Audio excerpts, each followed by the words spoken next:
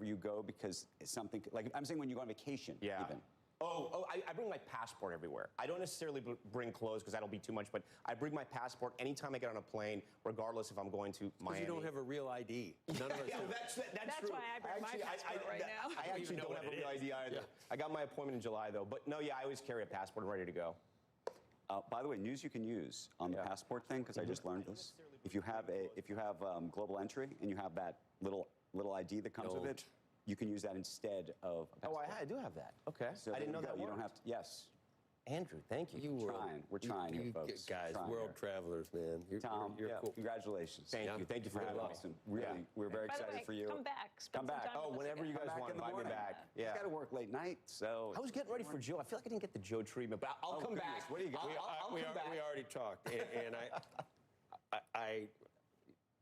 your parents immigrated from Cuba. My parents are Cuban American. Yeah, they came here and they worked really hard. I think there's some solid conservative values there that have been, I'm going to leave it. I'm going to leave been it instilled in you. That have been instilled right there. Jr. coming up. You got something for him?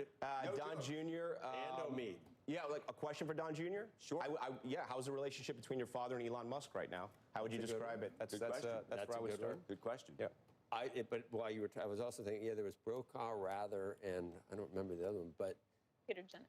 Peter Jennings, yeah. But I remember the days where we sat around and there was a guy named Cronkite who was like, and those days will never be back. But think about what Walter Cronkite represented to this country and the way he presented news. And when I heard about Kennedy from him, and when I heard, those were the days of the true nightly news. You're supposed to mention David Brinkley, I think.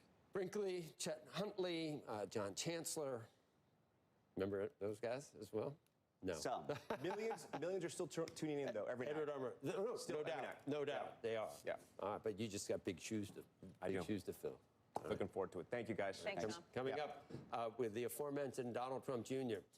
And founder of 1789 Capital, Omid Malik, can join us on set to discuss their latest ventures, including their DC-based private membership club, the Executive Branch Club. That's at 8:10 Eastern. Also, we got some SPAC news. Yes, something called Grab a Gun with the symbol PEW. You know what that? Why? Is that why? That's why. Eastern Time. Squawk Box coming right back. It's about political points.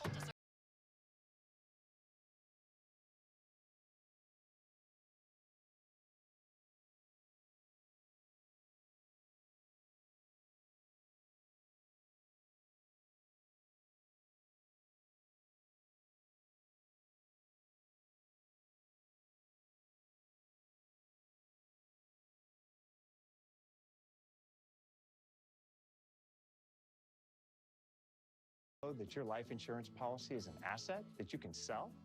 Hi, I'm Jay Jackson. I'm the CEO of Abacus Life, and for almost 20 years, we've been purchasing life insurance policies from seniors just like you. In fact, you can use the free policy value calculator at abacuspays.com, and in just seconds, you can learn what your policy might be worth. The premiums were getting unreasonable, so we sold ours. And for more than we expected. For many of my clients, selling their life insurance to Abacus was right for them and their estate plan. Selling your life insurance policy can be a safe, smart choice for many seniors. Don't sell or lapse your policy before going to abacuspays.com or calling 1-800-JUST-INFORMATION. Get real value from your life insurance when you need it with Abacus. $600 a year. If you're 50 plus, you could save up to that much by switching 2 unlimited lines from big wireless to consumer cellular. And we've got the same reliable coverage. So why don't you pick up your phone while I take this hammer and...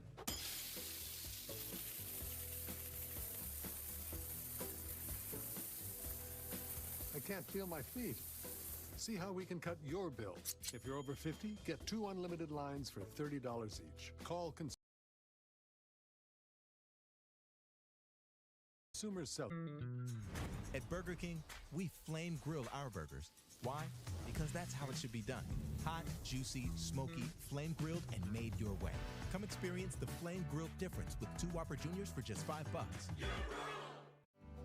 Out here in West Virginia, beyond the screens and the city noise, there's a place you can shake off your worries and find space to reconnect to what matters. Follow your wanderlust to our waterfalls. Ride wild rivers to small towns full of history. Or slow down and just breathe in beauty. Find your almost heaven at wvtourism.com. Take a shot. Wes Anderson's The Phoenician Scheme is a hilarious 4-star adventure. It's a delicious concoction. You're drunk. And the funniest movie of the year. Help yourself to a hand grenade. The Phoenician Scheme. Rated PG-13. In theaters everywhere June 6th. All right, welcome back to Squawk Box. We've been watching the futures this morning. We've seen a little bit of improvement. We were down by about 150 points an hour and 45 minutes ago. Now we're indicated off by about 90 points for the Dow. S&P futures down by less than 10 points. The NASDAQ off by about 6. If you're watching Treasury yields, earlier they'd come down a bit. This morning we're looking at the 10-year at 441, the 2-year at 391. And oil prices, which jumped yesterday on a combination of a lot of factors, are up once again this morning. You're looking at $62.83 for WTI. You had the attacks from Ukraine on Russia that raised some questions about oil supply issues. You've had a rig count that's been brought down over time, even though you have heard from OPEC Plus that they're going to be continuing to increase supply. Let's take a look at gold prices this morning. Right now, it looks like gold is down by about $15, $3,355 an ounce. And then you've got Bitcoin, which is trading up at around $105,000. Meantime, we got a market flash because Volkswagen now saying about 20,000 employees will voluntarily leave the company by the end of the decade. That's more than half of the 35,000 cuts that VW and labor leaders had agreed to. Now, back in December, the automaker now restructuring its German operations as it grapples with what has turned out to be a lot of uneven demand for its cars, Becky. And maybe not to Becky. How you doing with the cough there? I'm okay. You're okay. All right. When we come back, Congressman Ro Khanna is going to join us. He is here to tell us why he's worried about the talent pipeline in his home district of Silicon Valley. We'll get into that topic and much more when he joins us on SAT. And in the next hour, Senator Rand Paul on the reconciliation bill, the deficit, taxes, and more. That's coming up at 8:30 a.m. Eastern Time, and Squawk Box will be right back. It is my honor to welcome the hardest working software on television to the public market. It's just all about execution. When we started feeding Buggy, the farmer's dog, he lost so much weight. Pre-portioned packs makes it really easy to keep him lean and healthy. In the morning, he flies up the stairs and hops up on my bed.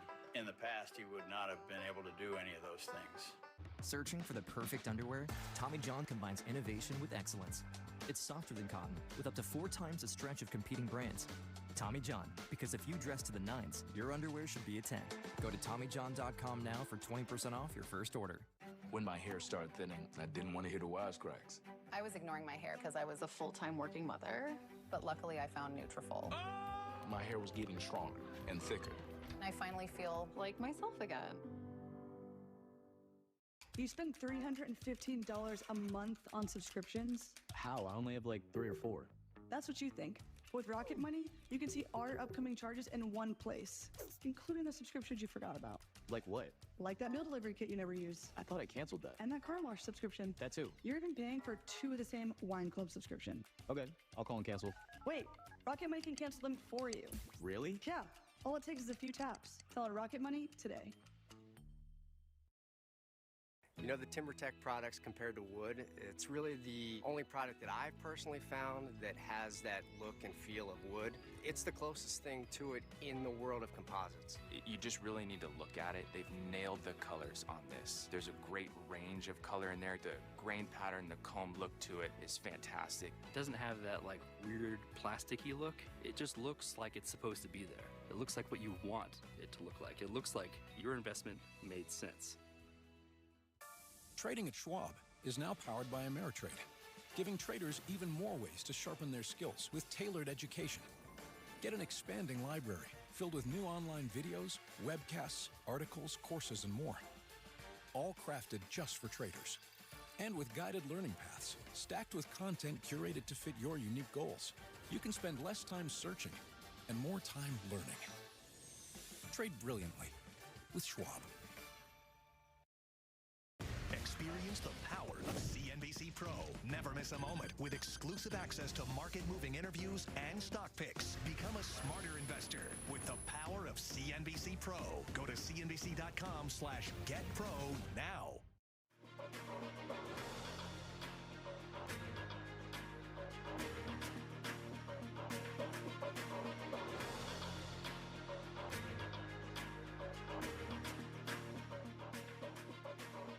Well, top tech firms have long hired international students to try and help innovate, but President Trump's effort to ban foreign-born students could impact the talent pipeline for Silicon Valley, and that is causing some concerns in the district of our next guest. Joining us right now on set is Congressman Ro Khanna of California, whose district is in the heart of the Silicon Valley. And Ro, we always appreciate talking to you. Thank you for coming in today. Always a pleasure. This is an issue you want to talk about. What's the impact? What are you hearing from your constituents? Well, first, let's talk about the economics. I know you've had Secretary Howard Lutnick on. He always loves talking about lowering the trade deficits.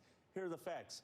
International students contribute $44 billion to the American economy. It's one of our biggest exports of anything. If you want to lower the trade deficit, just in terms of tuition, travel, life expenses, universities employ about 1.5 million people. You go talk to Stanford, you talk to other state colleges. Many of them rely on international students to be able to have the employment they do. They help but defray the costs, so American students don't have to pay as much. And then the reality is that you have people like Elon Musk who were foreign students. I mean, they have been embedded in Silicon Valley and the companies that have been created. Wait a minute. Now you like him for a second again? I've known Elon 15 years. No, I've known him 15 years. I've tried, you know. You're a Democrat. You can't say good things about him right now. Look, I've always praised Tesla. I've praised SpaceX. I've praised his innovation. And you see now him having certain concerns. He's criticized the repeal of the tax credits on clean tech. I guarantee if you have him on, he would criticize banning foreign students. I don't think anyone really wants to do that. But then, you know, Boulder yesterday, I'm at a loss. Well, it's horrible anti-Semitic terrorism, needs to be unequivocally well, it hasn't been. We debate this all the time. What do you think the answer is? We were talking actually about what happened at MIT just during the graduation ceremony on Friday. You wanted me to say that I love my alma mater. I did not say that to you. I think they deserve it too. Well, and that's the question. And the question is, what is the right answer in a world where you want to have both free speech, but you also something different than what we have now? Well, but the question is, how do you effectuate that? No. And clearly, what I think the president is trying to do. He's trying to move the goalposts so far over here because he thinks the only way to get them to even halfway is that. Now, I'm not saying that's the right approach. I'm just asking what you think is the right way to get there, given that whatever's happened thus far hasn't worked. Well, first, let's talk about the anti-Semitism, then the president's approach on the student visas.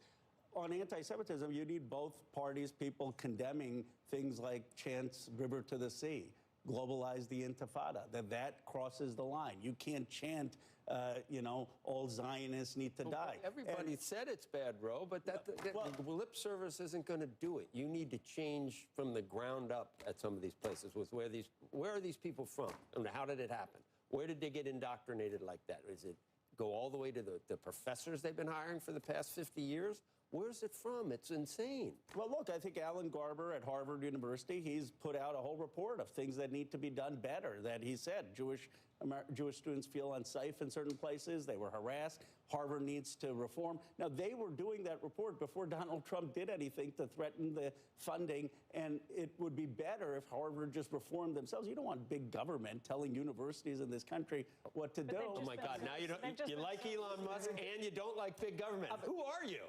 Joe, come on. Do you really want government telling private institutions? I said that. You do want these universities reforming themselves and actually doing something. I mean, they would say one thing and then they would allow all the students who they didn't give them their diploma, give them a $65,000 grant, the same guy? Look, I'm not going to defend the way the universities operated. I liked my alma mater, University of Chicago. They said very clearly non-disruptive protest is not allowed. You can't go in buildings and just prevent students from going there. Disruptive, yeah. I mean, disruptive protests. But, on the social media thing, I mean, now Rubio is saying we're going to vet everyone's social media. I got into an argument with Vice President Vance where he said that there was a kid, 25 years old, he said normalize Indian hate on social media. I said have him apologize. The Vice President says, oh, we don't want to look at people's social media. They just make jokes. Now they want to censor everyone's social media, and then they're lecturing the foreign countries about free speech. I mean, Rubio saying don't take away the speech for Americans, but we're going to take away censor speech. the media. They just don't. If there's clearly almost activists Order filled from the river to the sea. If you see that on someone's social media site, maybe they shouldn't come here. They don't want to censor it. They can do it all they want, but they're not coming into this country, and they're not going to go to Harvard. And I'm not saying that we want to look at everything single student, but it's not that's what your party wanted to do. They did do it. They wanted a ministry of disinformation, a ministry of truth. And they went to Mark Zuckerberg and said, look, don't print this about the Wuhan lab. They already did that. Okay. That's not what they're asking now. They're just not going to let these people in if they see. I've stood up for free speech. I criticized you did. I saw even the Twitter Facebook on the stuff. Hunter Biden stuff. I said you can't censor the New York Post. So I'm not going to defend. Yeah, better late than never. I did it. My private email leaked when I had said that. But the point is that, look, if you want to have some strict guidelines that you don't want hate speech against Jewish Americans, and that's a criteria, that's fine. But they're saying we're going to look at the social media feed of every student. Should that person get here if you did see absolutely inflammatory activist speech on a Twitter account or social media website? Do we want that person at Harvard? If there was hate speech that was clearly anti-Semitic, you don't want that, right? No, fine. I think that's a fair criteria. But I don't think that what we want is people looking at, have you ever criticized Donald Trump? Have you ever said anything critical of Benjamin Netanyahu? Right. Have you ever said anything critical of governments? And what they've done who should be making that decision? Is that the State Department about letting you in to begin with, or is this supposed to be that the universities on their own are supposed to make these decisions? I think that's actually a big thing that's not discussed. Well, look, ultimately, obviously, the State Department has the final say. Right. They get to control the borders. But I think there has traditionally been a deference to schools to be able to do this, and I would hope that they have a very light touch when and real evidence that someone is actually going to be a threat to Jewish students or Muslim students or anyone here. What Rubio has said, one is they put a ban. I mean, think about this. They're banning all foreign students from coming to Harvard. Second, they've put a pause on any foreign student coming to the United States until they have a social media vetting. And what's the consequence? Folks are now going to Singapore, they're going to Finland. This is what made this country, that people would come from all different backgrounds, they'd contribute here, they'd build companies here, they'd create jobs here.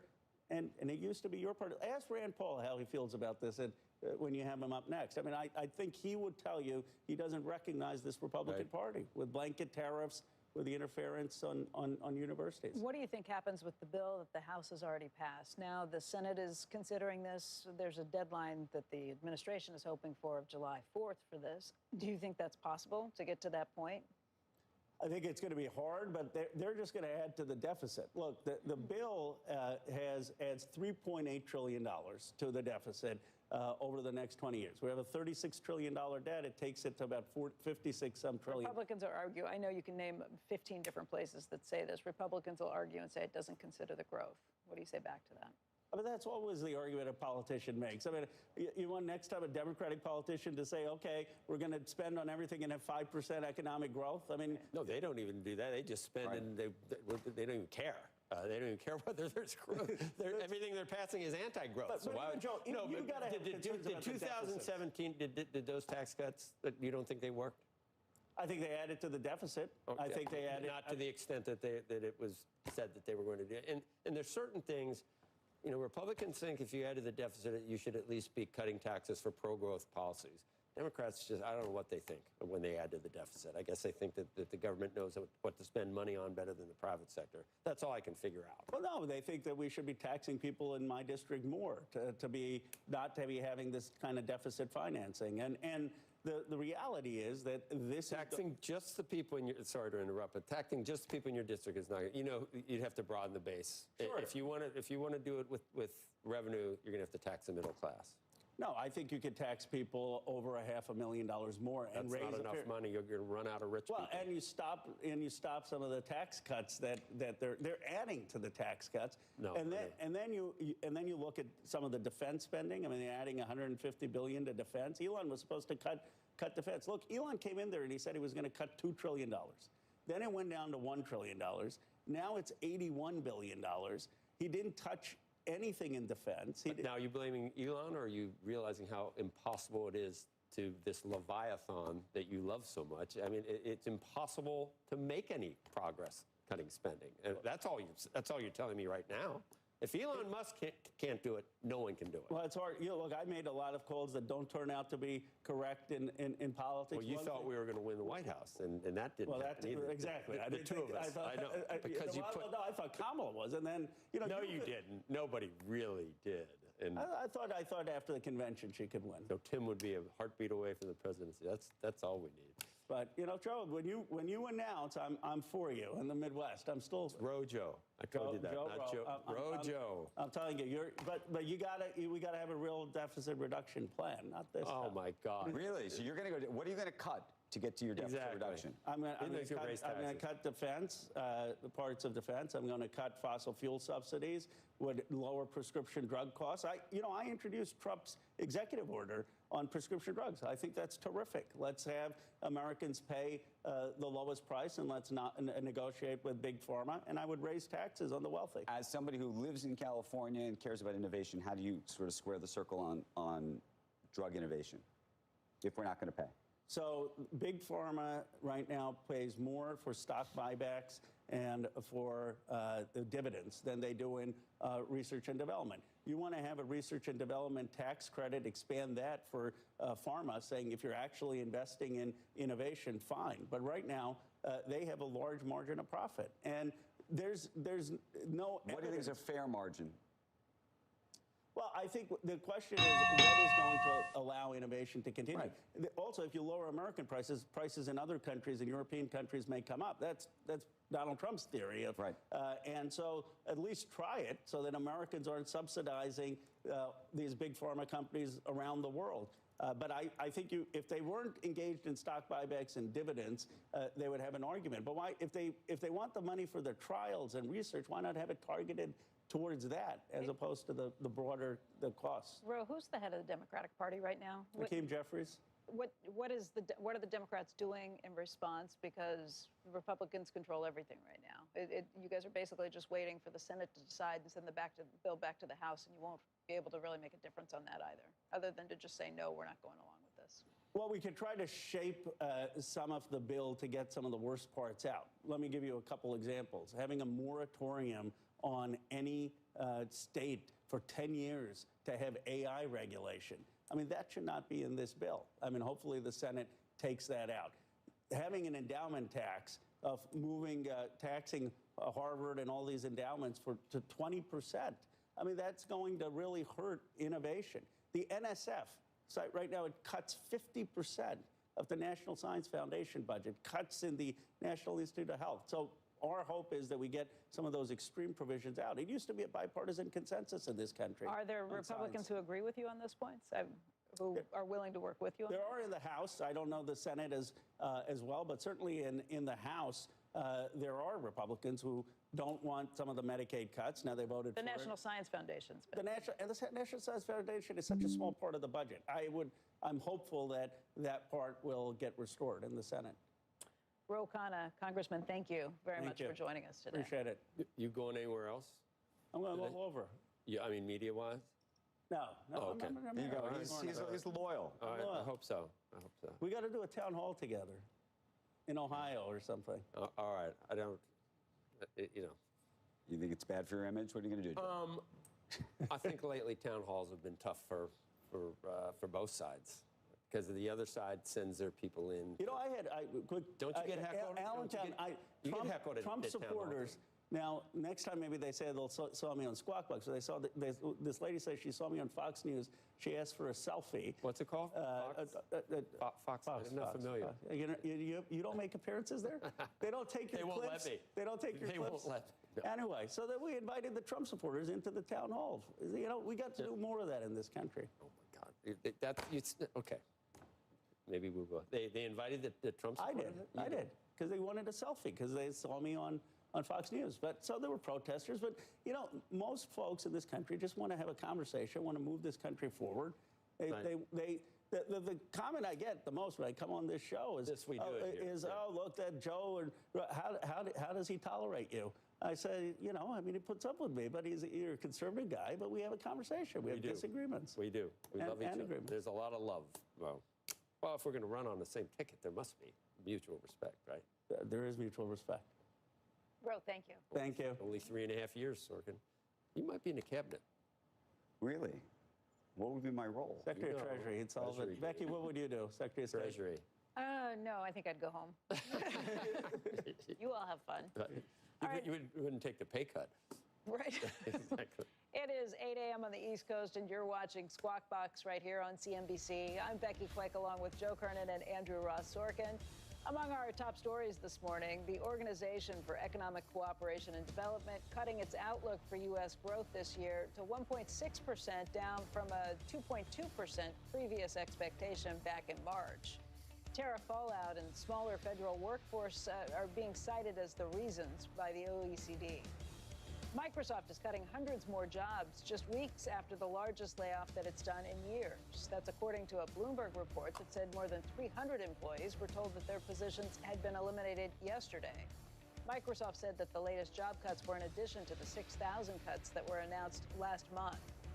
And Disney is laying off several hundred employees across several divisions, including film and television marketing, publicity, casting and development, and corporate finance. The company attributed the cuts to the rapid pace of industry transformation and a push to operate more efficiently. Take a look at the futures right now. We are down on the Dow about 83 points. S&P 500 off about 8 points, and we're looking at the NASDAQ off about 11. I want to get over to Frank Holland. He's got a look at this morning's pre-market movers. What's on tap? Hey, good morning, Andrew, Joe, and Becky. Take a look. We're going back to an earnings mover. Dollar General, you can see hitting its highs of this morning, or just off its highs of the morning, now up over 10%, about 10.33%. The company reporting a Q1 beat just across the board earlier this morning. Same-store sales also beat estimates by quite a bit. However, tariffs, a major focus of this report, though the company cited uncertainty around tariffs and an impact on its guidance. Dollar General is the first of the discount stores to report. Dollar Tree and Five Below, they both report their earnings tomorrow. Dollar General shares up just about 10% right now. We're also looking at nuclear stocks this morning. They are surging after Meta announced a 20-year deal with Constellation to buy nuclear power as part of the tech giant's goal of 100% clean electricity. Meta's going to buy about 1.1 gigawatts of energy from Constellation starting in 2027. Other nuclear names like Oklo and NuScale, you can see right here, they're higher in sympathy. Big Tech's been ramping up its interest in nuclear steadily. Alphabet, Amazon, and Microsoft have all recently announced deals. Taking a look right now, you see Constellation shares, they're up over 12%. Oklo up just about 6.75%. Vistra down here up over 5% as well. And also, we're taking a look at shares of HIMSS right now. You see right now, moving higher, up over 6.5% right now. You can see the healthcare company moving higher after announcing it's acquiring Zava. That's a European telehealth company. The acquisition will grow HIMSS' active customer base by 1.3 million, a roughly 50% increase as it looks to increase its international presence. The terms of the deal, they were not disclosed, but the company expects to close it in the second half of this year. Again, shares of HIMSS, you can see they're moving up about 6.5% right now. Back over to you. Okay, Frank, thank you very, very much. All right, some news for you. Victoria's Secret is postponing its first quarter earnings release and conference call. The company saying that it detected an IT security incident on May 24th. It says that it restored its website on May 29th and is still assessing the full scope and impact of that issue. In the meantime, the company says that it expects those first quarter results to exceed the high end of its guidance. Right now, you see Victoria's Secret shares up by 5.6%. All right, coming up, an interview that you don't want to miss Order with canceled. Donald Trump Jr. and Omid Malik, both of Order 1789 Capital. Lots to talk to them about, including a SPAC, a gun SPAC. Yep, you're watching Squawk Box on CNBC.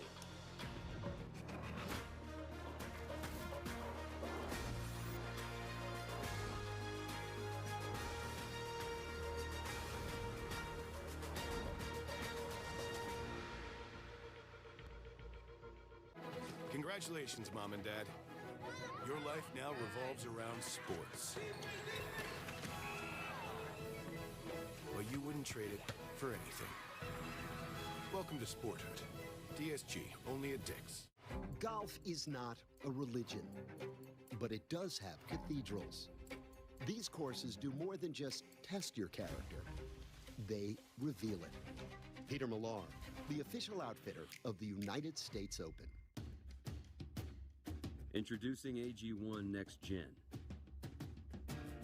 The daily health drink backed by 4 rigorously designed clinical trials. Next Gen is clinically shown to increase healthy gut bacteria by over 10 times and to close common nutrient gaps. It's one drink for whole body health. The next generation of AG1 is here. The average dog only lives to be 10. That's 10 birthdays, 10 first summer swims, 10 annual camping trips. At the Farmer's Dog, we don't think that's long enough. That's why our freshly made food comes pre-portioned, just for your dog. Because a dog at a healthy weight can live a longer, happier life.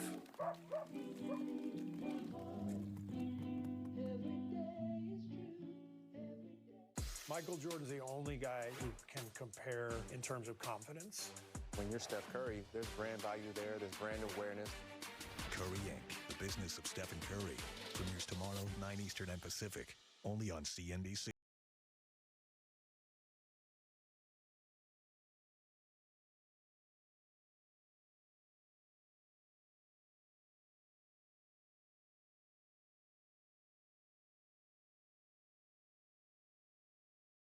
Back with the best seat in the house. Wait, change that to the best seats in the house from the amazing Rooms to Go Motion Collection.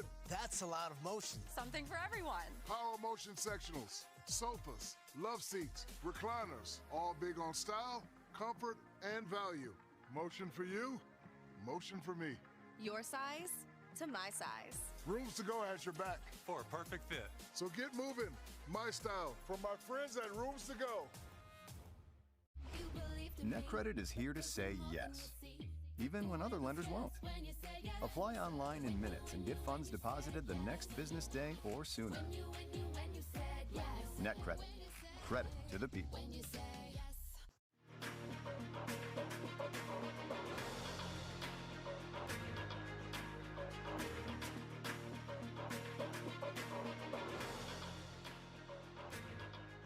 Joining us now, 1789 Capital's Donald Trump Jr. and Omid Malik. Gentlemen, you're at the table with us on set. Great to be here. Great to have you here. Thank you. We're going to talk about lots of different things, but let's first talk about the idea for something that you're referring to as an Amazon of guns, which I don't know, your worst nightmare almost, Andrew. Andrew is not going to be a fan of this concept, but we can talk about... I'm not a customer, but I actually have interesting thoughts about all this. Okay, it's going to be a SPAC. It'll be within the next month or so. Yeah. And I didn't realize, 17 million guns Order are sold submitted. in the United States every year, most of them for hundreds of dollars. It's an industry that has had some pressure for efforts to defund that industry. Yeah. And I know I'm looking at you, but I'm really looking at everyone. But this would be a way of putting it online. How would it actually work with regulations and everything else? Listen, you still have to go through the regular FFL process. This isn't like the typical sound bites of, hey, they're just going to mail a gun to your house. No. But what you can do is you can consume and you can shop the way so many people do today. As you see the insanity that's going on in the world, you see fire bombings in Colorado last week. There's a lot of people in the last few years, especially under the chaos of the Biden administration with illegal rampant crime. There's a lot of people that are buying guns that wouldn't have been the typical guys that were buying guns like I've been doing for decades. There's women coming into the marketplace for self-defense. There's a younger generation that's shifting to the conservative side that understands the need to exercise their Second Amendment and wants to do that. This is giving them an opportunity with Grab-A-Gun to shop the way they shop for virtually everything else. Handguns? Again, through an FFL, so you have to send it to... But handguns, or would there be hunting rifles? Rifles, shotguns, handguns, accessories, easier to load than that Tim Waltz. Remember that one looked like yeah, as a serious gun guy, someone who was very involved in sort of the NRA endorsement of my father back in 2016, I said, I don't know that he's the hunter that everyone says he is when he couldn't load a basic Benelli A400 in about 3 seconds. I think it was a Benelli A400, but this is something I could do blindfolded. If he was struggling, he's probably not the hunter that was intimidating the Republicans that they were saying. How do you deal with the idea of packages getting stolen? I just think about iPhones that are getting stolen. No, but again, when you send the actual gun, accessories would go directly to your house. Firearms still have to go to a federal firearms license process, right? So that is sent to your local dealer, wherever that may be. But as you've seen, Walmart used to be the largest retailer of firearms in America. Corporate policies changed. You can no longer have that access. You couldn't go to your local Walmart and buy these things anymore. So this is covering that void. But again, it's not what you're seeing, the misnomers of you're sending guns to people's homes and they can just send it to your apartment. It doesn't work that way. Here's my question. This is going to democratize it and open it up for, and likely because it's online, younger people. Order filled. Now, the question is going to be about training and safety and all those types of things. And so the only question I have, I was actually thinking about this in the context of HIMS. Do you know about HIMS? HIMS is this online drugstore where people are buying... he knows nothing about... You mean for ED stuff? No, these guys know nothing about it. It's not something I know anything about. They've never heard of that. Never heard of it. No, but what's interesting about it is effectively... I appreciate that. You don't have to go to a... I'm not sure that you would actually know that, just for the record, either. But you don't have to go to a doctor on your own. You just go online, say some stuff to the doctor. They send you the medicine, and that's supposed to democratize and make it better. This is a little bit different because you basically still have the licensed firearm dealer on the other side, but as a result, you just have filled. There's going to be a lot more guns in the country, and maybe that's okay as a Second Amendment supporter. My question to you though is, are you concerned at all though just about the safety issue? And, and what that means. I'm not. I think the reality is, most of the people that are buying guns are doing so to protect themselves. Part of what we do is try to encourage that kind of training. I say that all the time, right? People have to get out there. I saw that as a guy that lived in New York City, the People's Republic, for years. I used to take my friends that were ardent anti-gun people, and I'd say, listen, you've known me for a long time. Give me a couple hours. What do you mean? No, I don't want to go guns. You take them upstate. We go shooting. Within 5 minutes, that was the greatest thing ever. When are we doing it again? When people experience it, when they get out there, when they do that proper training, which we encourage, it's amazing what you can create. You can take an anti-gun person and turn them into pro-gun, or at least make them not anti in about a couple hours. Are there questions or things that you will do before you'll send them the gun? There's no difference than if you went into, you can go with no training and go into a regular gun shop and do this. This simplifies that process. But again, through that, you are actually going to that shop. You can learn about the training that they offer, and which we encourage. So, I definitely encourage everyone to get those kinds of trainings. I think it should be a passion. I think the more that happens, the more the industry will grow, and I think that's really important. Do you have any questions about fees on the SPAC? Or that's one thing we talked about for years, which is just, at least historically, a lot of SPACs have not worked. It's worked for the promoter. It hasn't worked for the shareholder. That has actually not been the case in a lot of the SPACs that you guys have been engaged in, but maybe you can explain why you think that's been the case thus far. Yeah, for sure. So when we first started working together 4 years ago, it was during the Biden administration. We were really concerned about what we felt was happening, where elements of the federal government were working with very big companies, in our mind, to suppress certain rights, namely, in our case, the First Amendment. So that's when you had the backlash against being deplatformed. And we wanted to do something about it. So as capitalists, we said, what's the way that we could bring that to the people? We started observing what happened with Truth Social, with the SPAC, and we saw this as an opportunity to democratize capital markets. People went and bought the stock, even though it was a nascent business. So I know you guys were covering, this has a $5 billion market cap, even though it's a new company. That showed that people wanted to support it. And SPACs ended up becoming a very elegant mechanism to do that for what we were branding parallel or patriotic economy that we wanted to build together. Why do you think that it failed in so many cases for others? Meaning, you can go. It's the SPAC sort of laundry list is littered with effectively failure, and so I'm trying to understand why you think yours are working and the others weren't. Well, they're working because it allows regular people to buy it and support it. So if you look at what happened with Truth Social, how far the stock price went up, or Rumble, which is another one he was an investor in, or the one we did, Public Square, and now Grab-A-Gun. I mean, I'll give you a statistic. We're trading at like $17 or $18. These things are supposed to be at 10. This shows that people support what we're doing. And look, we're not new to this. We think that capital markets and finance has been politicized for a long time, but it's all been on the ESG side. We're the first people to institutionalize a response to that. And we're not the people out of government who have done that. No, really, there was a demand that half the country was being put on the sidelines. Yeah. They wanted free speech. So when I got involved with Chris Pavlovsky and Rumble in 2020, I saw what was happening to me. We were getting deplatformed off what was Twitter 1.0. YouTube. You couldn't say anything on Facebook. YouTube, I mean, if I put up a video on YouTube, I'd be off in 2 seconds. So we saw that demand. Other people felt it, right? Whether you see it in banking, half the country was getting debanked or worried about it. These things were actually happening in America. And so we filled a void that no one else would even touch. It was a landmine. I get that. I'm just trying to understand the economics in terms of like what your promote is, how long you're in for, when you can sell.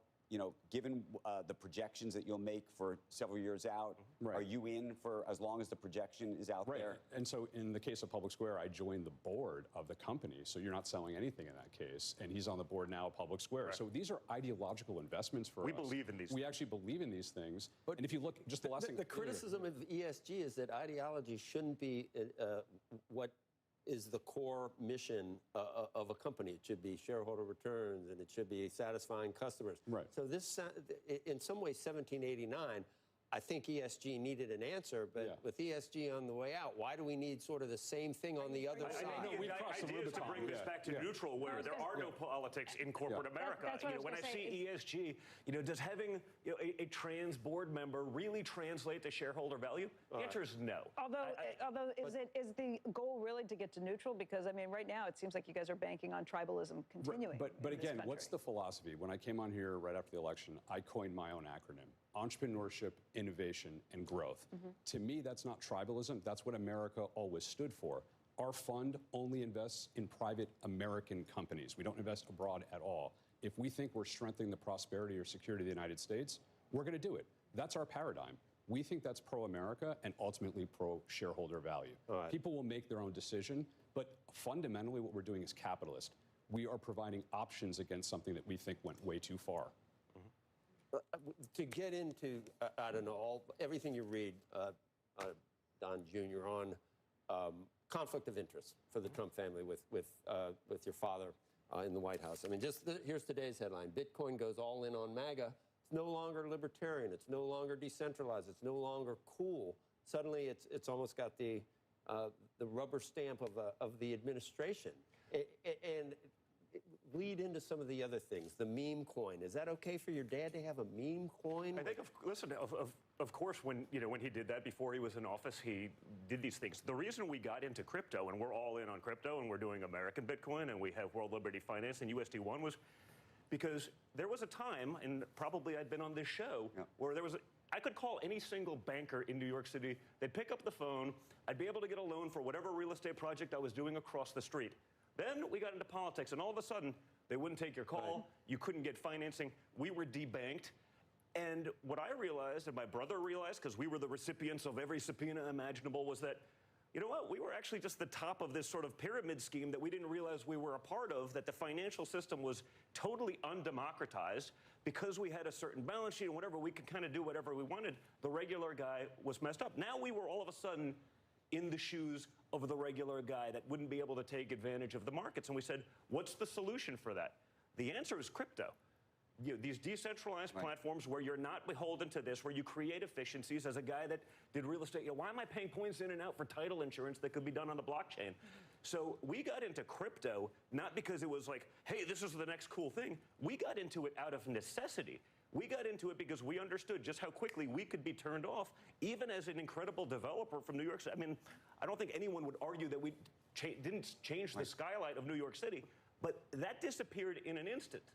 I mean, we're getting sued by New York State AG, $500 million fees for paying back loans on time with interest.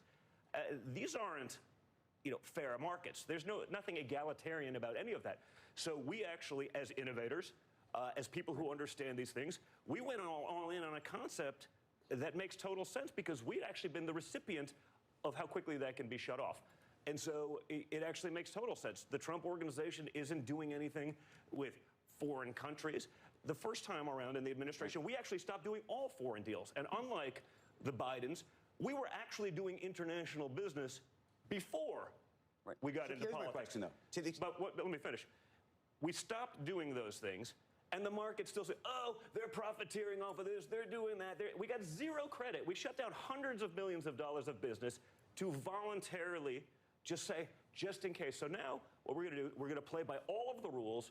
We're going to do what we're allowed to do. But we got zero credit for going so far above and beyond because, you know, that's the nature of this beast, right? It's a market cycle. I get it. It's click-worthy. It's nonsense. So let me ask you a question about the meme coin, okay? You may not believe this. I want your father and this White House to have all the credibility in the world. And invariably, people are always going to question whatever any president does. But one of the things that people do demonstrably question is they say this meme coin that your father has creates the opportunity for foreign adversaries, people in the U.S., anybody, if they want, to effectively funnel money to the president. It's as bad as Hunter's art or the Clinton Foundation with her getting back into the White House. It just seems like a way that greases the skids for influence. I think the meme coin, you don't know who's actually doing any of these things, right? So, that's one of the things that has people on edge. But it's different because it's hard to influence if you don't actually know where the stuff's coming from, right? So I wasn't involved in the meme coin. I'm more focused on, obviously, the stable coin, the Bitcoin mining, some of those things. But, the reality is I think a lot of these things in the meme coin... You're not taking responsibility for the meme. I'm just saying, the reality of the meme coin is it's sort of a proof of concept that the crypto world understands exactly what I was talking about earlier, that the markets may not necessarily be fair. The traditional banking system may not be fair to them.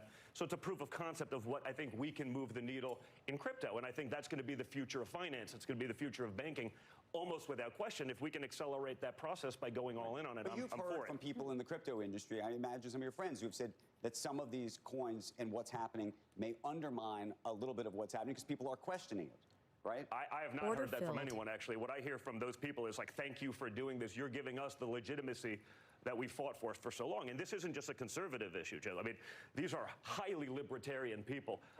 This is actually one of those, 50 million holders of, some sort of crypto, whether it's Bitcoin, stables, ETH, Sol, whatever it may be. There's 50 million in America, and they're not all right-wing. These are people who just believe in freedom. They've seen what's happening, and they're looking for a corollary and a response. I got one more for you, which goes to, do you believe, if you believe in the U.S. dollar, which I think we all want to believe in, do we think that crypto, Bitcoin in particular, but crypto writ large, can ultimately undermine it? Actually, I think the opposite. When you look at what's going on with so many of the stable coins, and as you create utility and those things happen, what we're doing with USD1, it's literally one-to-one backed with the U.S. Treasuries. If you look at some of these big, stable coins, they're literally some of the biggest buyers of U.S. Treasuries in the world, replacing a lot of the countries that would have been traditionally doing that. So if we want to keep borrowing and spending the way we do for some of these programs, I don't necessarily agree with all of that either. I think these stable coins are actually going to be the savior of dollar hegemony in the world, not a detractor from it. I think that goes without question. If you look at even companies like Tether, I think they're the fourth largest holder of U.S. Treasuries in the world. What we're going to do with USD1, I mean, this is billions and billions of dollars of treasuries that other countries who have not necessarily been good actors or who have taken advantage of those things over the years have said they're going to back away from to try to create their own kind of currency to eliminate sort of, the petrodollar, whatever it may be. I think stable coins could be the savior of U.S. currency. I'm going to shift gears a little bit to your relationship with VP Vance and some of the stuff we've read lately. I don't know if you've seen the journal pieces about, I guess, the Orrin Cass influence, and you know what I'm talking about, on the vice president, where market forces are no longer as important. There's a populist tinge to everything. I even think some of J.D. Vance's acolytes wanted to raise corporate taxes, raise taxes on the rich. Your dad is some kind of hybrid now between a Republican and a Democratic populist. Do you? Yeah. So how do you I actually view that? subscribe to what you're kind of describing, which is that, you do. Yeah, I do, because I think it's how you got former Democrats into the party. You're a former Democrat. I'm not going to tell anyone who you voted for. I don't think you want that. I appreciate that. You're a good friend. Thank you. I know. But she was married to a president. So, again, you're not a good friend.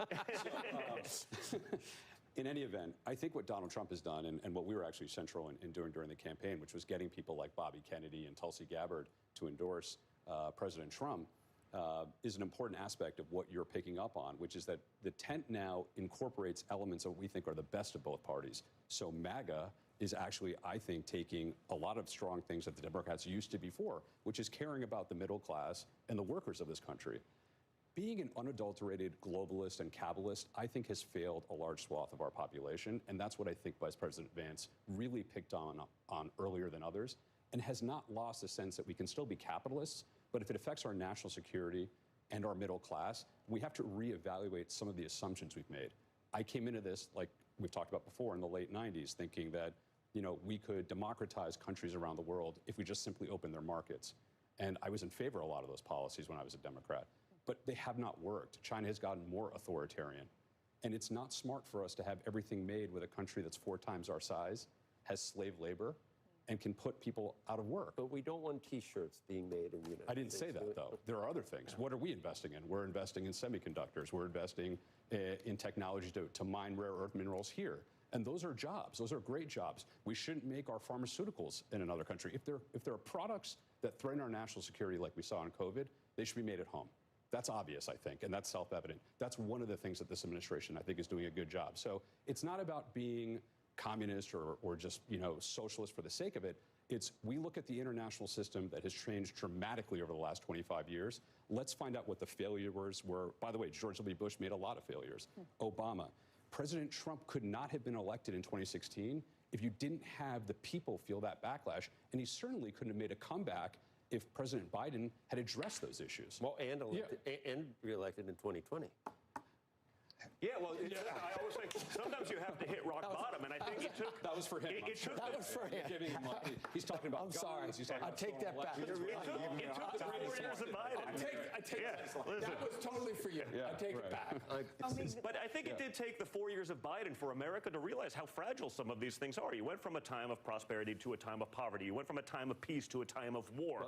These things happened when America wasn't leading with strength. Right. It takes a little bit of that for us to understand just how fragile we were. I think that brought back Trump. And you see, again, the same old news cycle starting, when the S&P dipped a little bit. Oh, my God, it's the Trump recession. Oh, my God, you sound just like your dad. Well, he's related. Joe, relax, Joe.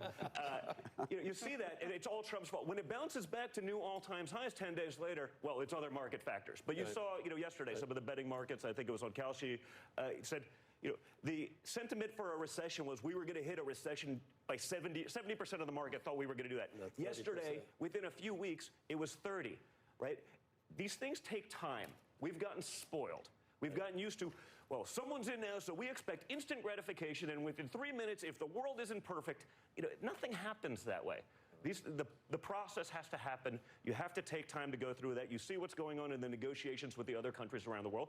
We're going to end up putting America in a better spot. That doesn't mean that everyone else has to lose. You can have a symbiotic relationship with our allies around the world, and if we do that while simultaneously pulling some of those things away from China so we're not dependent on someone who has proven around the world to not be a great actor, that's a huge win for America in the long term.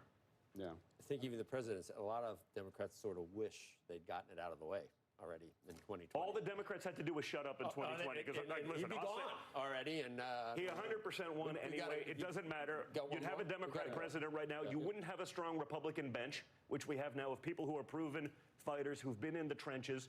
It's such a role reversal from what we've always seen, where the Democrats always had a bench. What's the 2028 ticket look like? Listen, we'll see, but the reality is, no, I am not. Thank you for even the consideration or the mention, but no, I'm not interested in that right now. I'll always keep fighting for it. Vance Rubio or Rubio Vance? Listen, I think, honestly, I think both of them have proven to be incredible. Can I just say one thing also? Vance at the moment. Just to end it with how we started. The show's great. Really enjoyed it, by the way. But also, 1 out of every 2 homes in America has a gun. Okay? Bring it back. I want to close on this transaction. I just wanted to make that point that we're trying to make e-commerce available to an antiquated sector, which is brick and mortar. It's happened in other industries. Chewy, Wayfair, this is all the same. Now we're doing it for ammunition and guns. And that's what Grab-A-Gun is, and that's what this transaction is. So. And I didn't understand that, like, Pew, I thought was Pew, but it's that. Pew, I just want it to be done safely. That's all. Look, and it will, and we're complying with all that. That's all I care about. As someone who believes in stuff, there's still a component where pop culture, that decides elections and Supreme Court. Like, you don't want haphazard nonsense out there. I believe in that. So I'm all for the safety and the training. I advocate for that. I came from a competitive shooting background. Who says to himself, you know, either I'm going to commit suicide and I'm going to order the gun online, that's how I'm going to get it, or I'm going to plan some kind of mass shoot. That's all. That's what I worry about. Just so we're clear, the gun is not going to their house. You know that, right? Can we just make that totally clear? We're making that clear. Going to a place where the background check is conducted, and the same as it would if you went to a brick and mortar place. Okay. Most important thing you take away from this conversation, we are not circumventing that. And the reality, any of that gun crime, the vast majority is done with illegal guns, not purchased this way. You know, no one ever acknowledges that, right? These things happen in places that, you know, gun culture isn't really a thing. We're totally aligned on that point. Yeah. Thank you, Omid Malik. Thank you. Thank you. Don from Chibi. Really appreciate the time. Thank you. Good to see you. All right, thanks. Coming up, another I don't know, we have so many can't miss interviews, you don't know what to do. Kentucky Senator Rand Paul is going to join us on President Trump's tax and spending bill. Never want to hold back. We'll talk to him about what it's going to take for him to support it. Don't go anywhere. Squawk Box is coming back after this. Do you want to know where to invest $1,000 right now? Well, forget about AI, quantum computing, electric vehicles, cryptocurrencies, or robotics. A little-known technology is projected to become roughly 10 times bigger than all of these technologies combined. The World Economic Forum says that it's arguably the most exciting human discovery since fire. And billionaire entrepreneur Vinod Khosla says you can make 1,000 times your money by investing in this phenomenon. But if you want to claim a stake in this revolution, you have to act fast. We're about to cross what Barron's calls an impending tipping point. So do you want to know how to get started with this technology? Go to the website on the screen, and I'll show you how. Hi, my name is Whitney Tilson. I'm a former hedge fund manager. I've been featured in virtually every single major financial publication and TV show. How did I accomplish all this? I'll tell you this, I don't come from money. In fact, my parents were teachers who met in the Peace Corps. The secret to my success is that I have a knack for finding explosive investments in massively disruptive technologies. I bought Amazon in 1999, I bought Apple in 2000, and I bought Netflix in 2012. Investments like that helped me grow my hedge fund from $1 million to $200 million and nearly triple my clients' money. The technology that just landed on my radar might be the most disruptive and lucrative one I've ever seen. One market insider predicted that it could be even more important than the Industrial Revolution. And I want to give you, free of charge, the name and ticker symbol of the company at the center of this disruption. You don't have to give me your email address, your credit card, or anything like that. Just go to the website on the screen, now.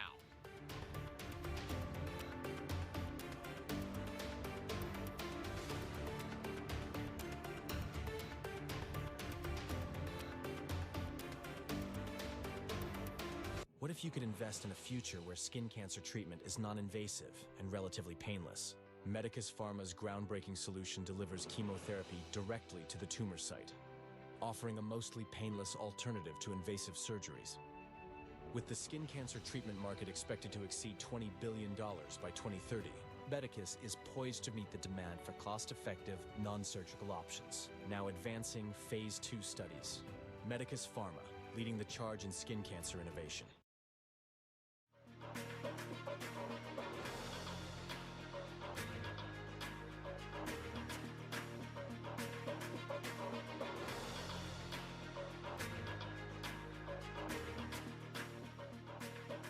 Welcome back to Squawk. The Senate getting ready to start debating the House-passed reconciliation bill. Our next guest says the math doesn't add up, and he's calling for changes. Joining us right now is Republican Senator Rand Paul of Kentucky. Good morning to you, Senator. We were just talking to the president's son, in fact.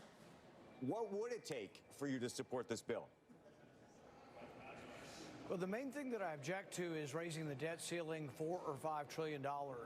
That's an indication that we'll borrow that much. It's an indication that we'll put the debt on the back burner.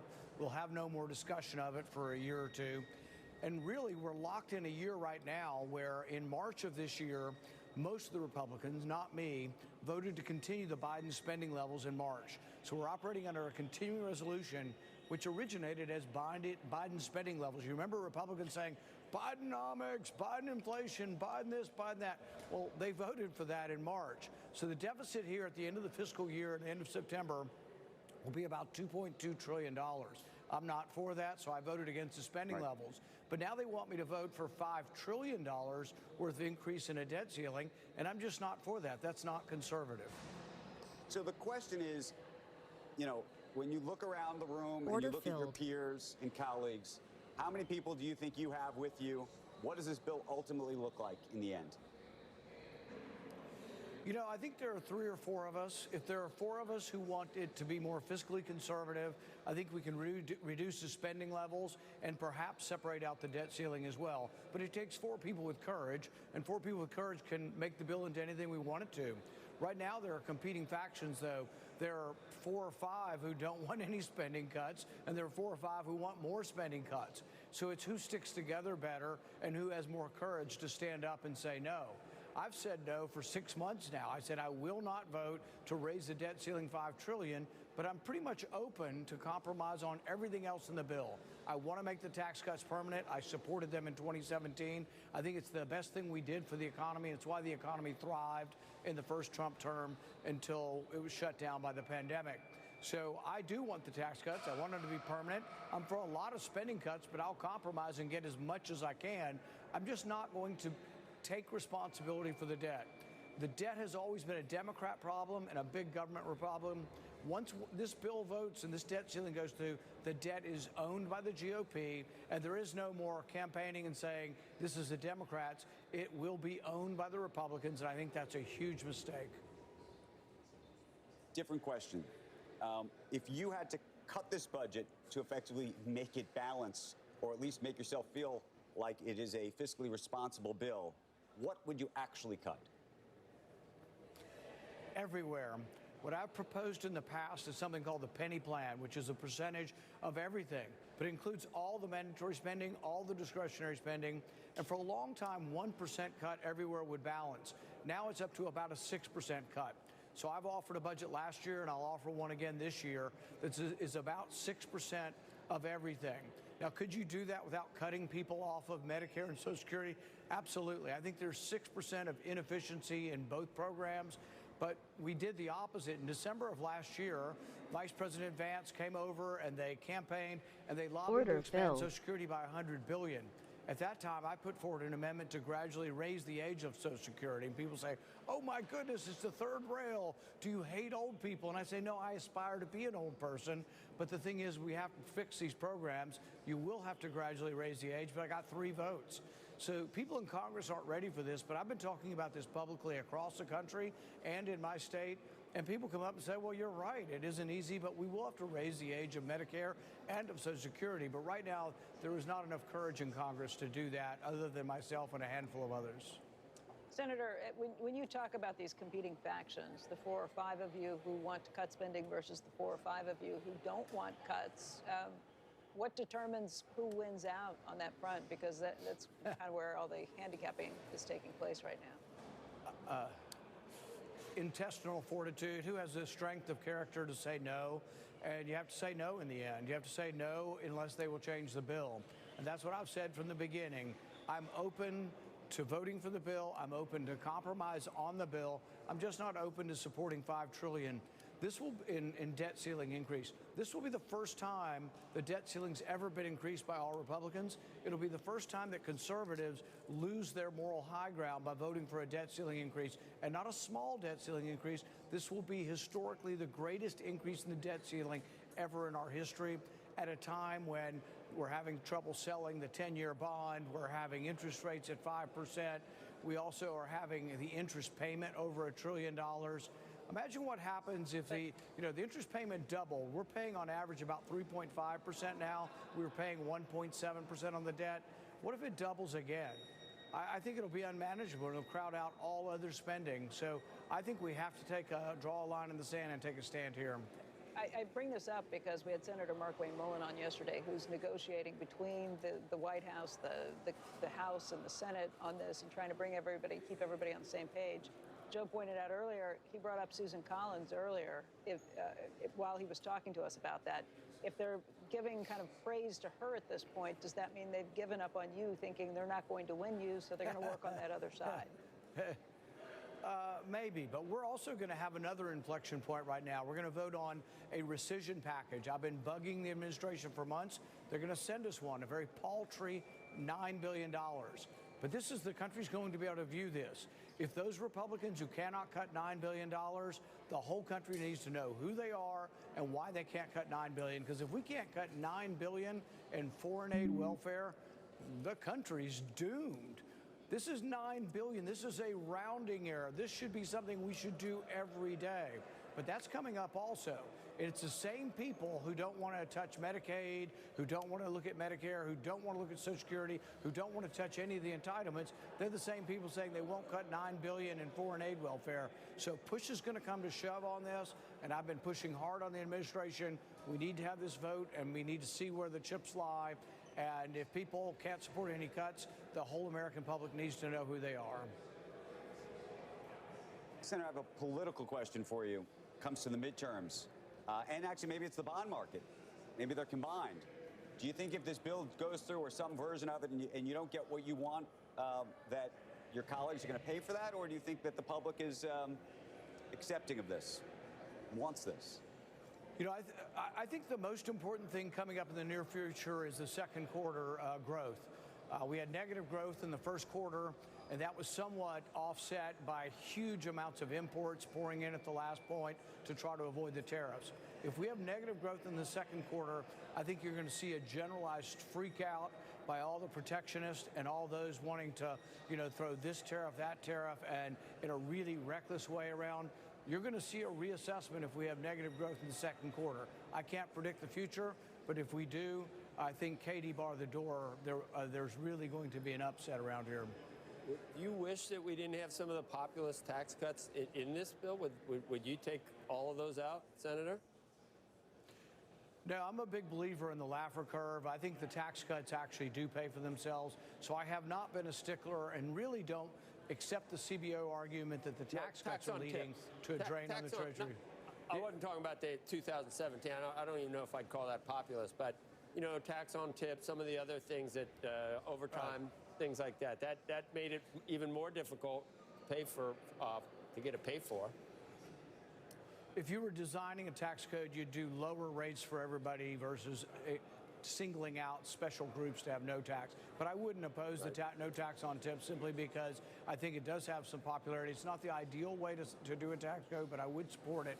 But really, in the end, the problem is the mandatory spending and having it be off limits, and the fact that we know the appropriation process that's coming forward again isn't any better than last year. There's been no change in sentiment by Republicans or Democrats around here, and the fact that they're going to borrow $5 trillion is what alarms me. If you borrow $5 trillion, they will spend $5 trillion, and that is $5 trillion they don't have. They will borrow that to make up for spending more than comes in. So I really think that there needs to be a wake-up call. The bond market is already showing this, but I think if growth numbers come in either poor or weak in the second quarter, there's going to be a lot, I think, more vocal opposition to these tariffs than just me. Senator, I want to thank you for joining us this morning. Always appreciate your perspective on all this, and please come on back as we follow the progress of this bill. Thank you. Still to come this morning, the Fed in focus, especially with jobs numbers on the way later this week. After a break, we will speak with former Cleveland Fed President Loretta Mester. Squawk Box will be right back.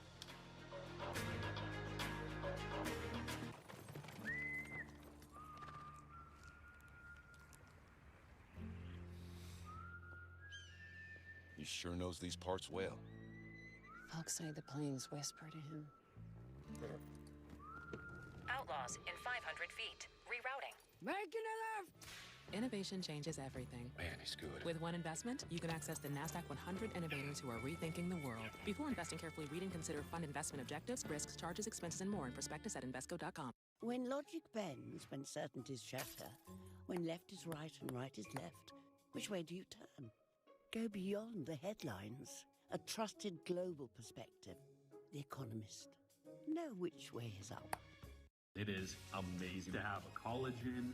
I used to have a probiotic, a green juice. I replaced it all with this Arma colostrum. And if you don't know what colostrum is, it is amazing. It is a bioactive whole food. It has all the essential nutrients you need for your skin, your gut, energy, focus, mood, performance, your hair. Like, immune system. It strengthens, supports all of that. The first thing I noticed was the energy and recovery that it had after workout. If you want to try it, try armor.com. This is the one who keeps it moving. He stocks the right parts and knows just where to find them. Because this is about more than business. The industrial-grade products you need. Call, click, or stop by. Grainger, for the ones who get it done. The CNBC Disruptor 50 list revealed. Meet the innovative companies shattering boundaries, shaking up industries, and changing the game for good. Special coverage begins June 10th in Squawk Box and streaming on CNBC.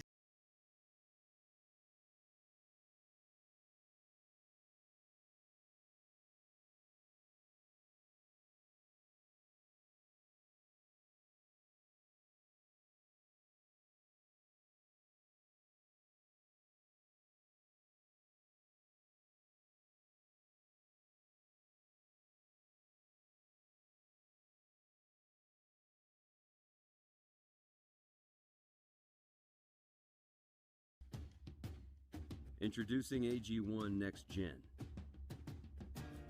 The daily health drink backed by 4 rigorously designed clinical trials.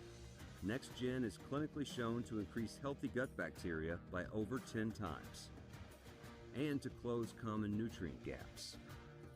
It's one drink for whole body health. The next generation of AG1 is here.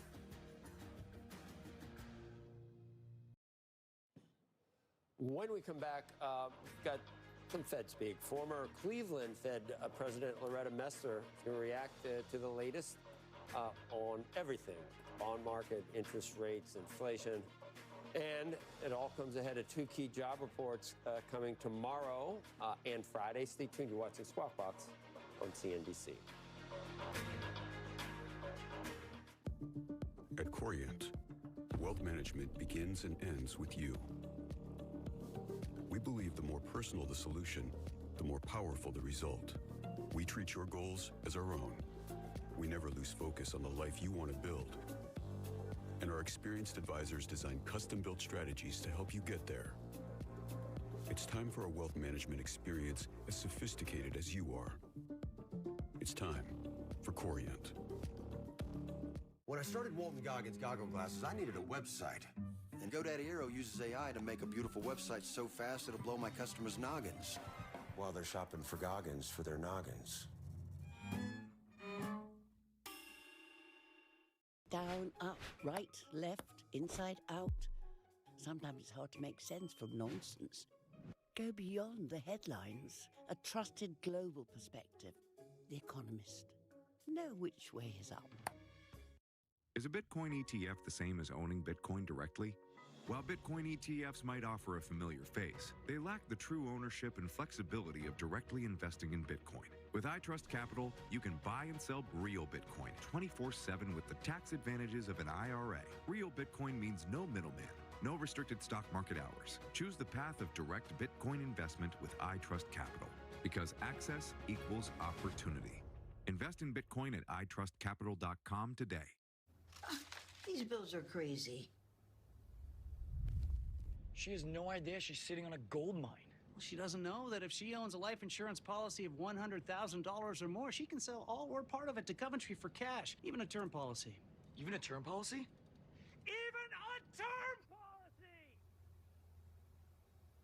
Find out if you're sitting on a gold mine. Call Coventry Direct today at 800-476-0100 or visit coventrydirect.com.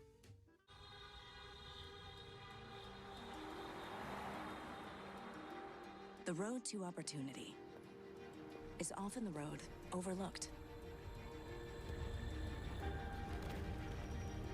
At Enterprise Mobility, we guide companies to unique solutions from our team of mobility experts. Because we believe the more ways we all have to move forward, the further we'll all go.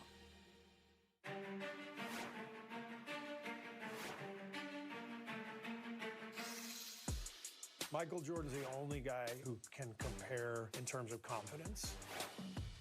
When you're Steph Curry, there's brand value there, there's brand awareness. I wanted to create my own entity to build true value. What do you want your legacy to be? Curry Inc., The Business of Stephen Curry. Premieres tomorrow, 9 Eastern and Pacific. Only on CNBC. Welcome back to Squawk Box. Some updated language on the economy from two prominent Fed members. Chicago Fed President Austin Goolsbee saying he thinks the U.S. Central Bank will be able to lower rates once the current tariff uncertainty clears up. He made those comments in a webcast interview with Midwestern Business Journal. Meanwhile, speaking at a banking conference, Dallas Fed President Lori Logan saying that monetary policy currently well positioned for Fed members to wait and watch some of the incoming data that's still coming in. She said the challenge is to make sure a one-time increase in the price doesn't become an ongoing inflation problem. So we're going to keep our eyes on that, Becky. Joining us right now with her take on the latest challenges for the Fed is Loretta Mester, the former Cleveland Fed president who's now a professor at the Wharton School and a CNBC contributor. And Loretta, thank you. Look, it's a complicated time for the Fed, trying to figure out what's happening in the economy, what's at play. If you were still on the Fed, what would you be arguing to do right now? Lower rates or stand pat? Yeah, I'm in a stand pat camp. I think that there isn't much cost to waiting at this point. The economy is actually doing pretty well. It's been pretty resilient. We haven't really seen in the hard data much of the effect of the tariffs, but we have to be cognizant of the fact that that may still come. And depending on where the tariffs land and when we know more about where they're going to land, that affects the economy and both parts of the Fed's mandate, full employment and price stability. So I think we should be waiting, or the Fed should be waiting in terms of where they are now. Policy's in a pretty good place so that if things work out well, and they very well could be, if some of the uncertainty abates, if the level effective tariff rate is around 10%, that baseline tariff rate, and we negotiate away some of the high tariffs, and we get some resolution on that, then it could very well be that the Feds will be in a position to go back to the normalization path they had on interest rates that they started last year. Those one-of price increases could just be one-ofs, and that is what the Fed would like to have happen, and then they can go back. But we don't know that yet, and there's a possibility that we continue to have tit-for-tat tariff increases, prices continue to rise, inflation expectations destabilize and continue to rise, and then we have a real inflation problem. So we don't know which of those two will play out, and that's the conundrum for the Fed right now, which is why holding seems to make a lot of sense to me. And then if it turns out later on we have the good scenario, the benign scenario, then they can resume cuts. If we turn out to have the bad scenario, then they're going to have a tough choice between looking at the inflation part of their mandate and balancing that against perhaps much weaker growth and employment. And so that's the problem that they face, but not till later in the year, I think. Yeah, I mean, it sounds like Goolsbee and Logan are maybe not that far off in their assessments, because you kind of said what both of them said in that commentary. Yeah, it would be nice to be able to cut rates, and if we have clarity on tariffs, then we will do just that. But in the meantime, we're going to wait and see how it shakes out. Yeah, exactly. And it's sort of like if someone asked me, are rates going to be lower on the short end next year, I would say yes, but I'd love it to be, because we've gotten beyond the uncertainty. The price increases were one-ofs. Inflation moved up temporarily, then starts moving back down again. And the employment effects from the tariffs have not been significant or material. But the other case would be we're going into a recession. So we don't know at this point which of those. I think the weight on a good outcome went up when we got some abatement of the tariffs, or at least stay of the tariffs, and we'll see where those end up. So again, it's balancing those risks as we go forward, and as we get a little more information about how that'll play out. And at the same time, as Senator Rand Paul, your last guest, said, Congress is negotiating on the budget bill, the tax bill, and so that also figures into the outlook over the end of the year and into next year that the Fed will have to take into consideration as well. Loretta Mester. Loretta, thank you. Thanks, Becky. Squawk Box will be right back. Franklin Templeton Custom Tax Management. Easily create custom SMAs with our Canvas platform and help investors keep more of what they earn. Franklin Templeton, your trusted partner for what's ahead. Decking and railing that stands up to whatever you ask and bends to your every whim. Trex, performance engineered for your life outdoors.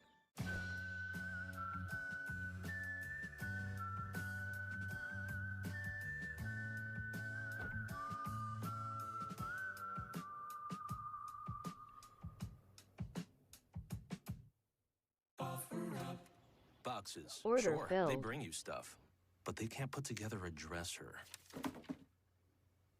Marcus, who sold you one on offer, Order already submitted. has. Discover life outside the box. Order filled. Gaggenau creates luxury kitchen appliances for those who appreciate the extraordinary. We are dedicated to the idea of less for a life of more. Because luxury is not an object calling attention to itself. Luxury is how we live. It is how we experience the world. It is living life as it should be. We are for those who know. The difference is Gaggenau. Introducing CNBC Plus, the new streaming platform from the #1 source in business news. Watch live or on demand. Access any market, anytime, anywhere. Start streaming. Go to cnbc.com/plus now. Welcome to the NBA Finals. Unforgettable. That's what you are. That's why, darling, it's incredible that someone so unforgettable thinks that I am unforgettable too.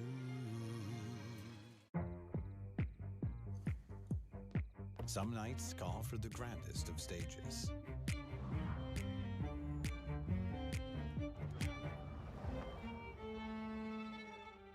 Other nights for something more special. Because sometimes the best seats aren't in the house. Introducing the new 2025 Mitsubishi Outlander. With premium concert sound, a world-class venue wherever your journey takes you. Final check on the markets this morning. It paired some of the losses. The Nasdaq's actually up. The Dow had been down triple digits. I don't know if we'll have a repeat of yesterday when everything turned around and closed higher. Here are treasuries after some Fed speak, and we had Loretta Mester just on, who also seems like when she said it would allow the Fed to start normalizing rates again. But I don't think that the two camps are all that different. Like Austin Goolsbee says, yeah, we'd like to cut if we get the tariffs settled. So I don't think they're that far off. But when she said normalizing, for me, I don't assume that that's lower. Yeah. Because they seem low anyway. We will be, what's today, Tuesday? Tuesday. Hump Day tomorrow. Make sure you join us. Walk on the Street is coming up right now.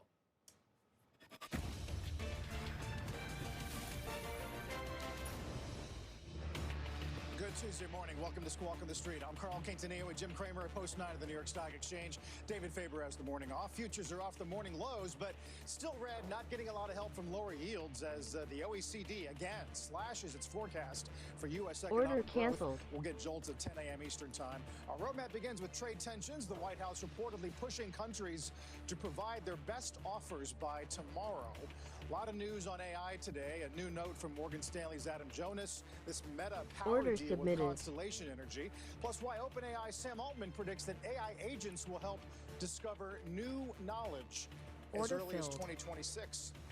Meantime, stocks are headed for a lower open on continued global trade tensions, Jim. We are waiting for some possible meetings in Paris tomorrow, waiting for clarity on a potential call between the president and Xi. The president needs a deal. I know that Secretary of Commerce Lutnick talked about any deal. Any deal at this point would be regarded as being incredibly positive and get some momentum going. I think that Europe, which is really familiar with the U.S. judicial system, might just be saying, let's wait it out. This China negotiator ready to play hardball. Yes, the new one. I mean, he's deal, no deal. I don't think he feels that they need a deal. Now, I think that they're playing with fire. I think there's a piece today by Rusty Brazil, who is my RBN RBN, which is just the best when it comes to energy.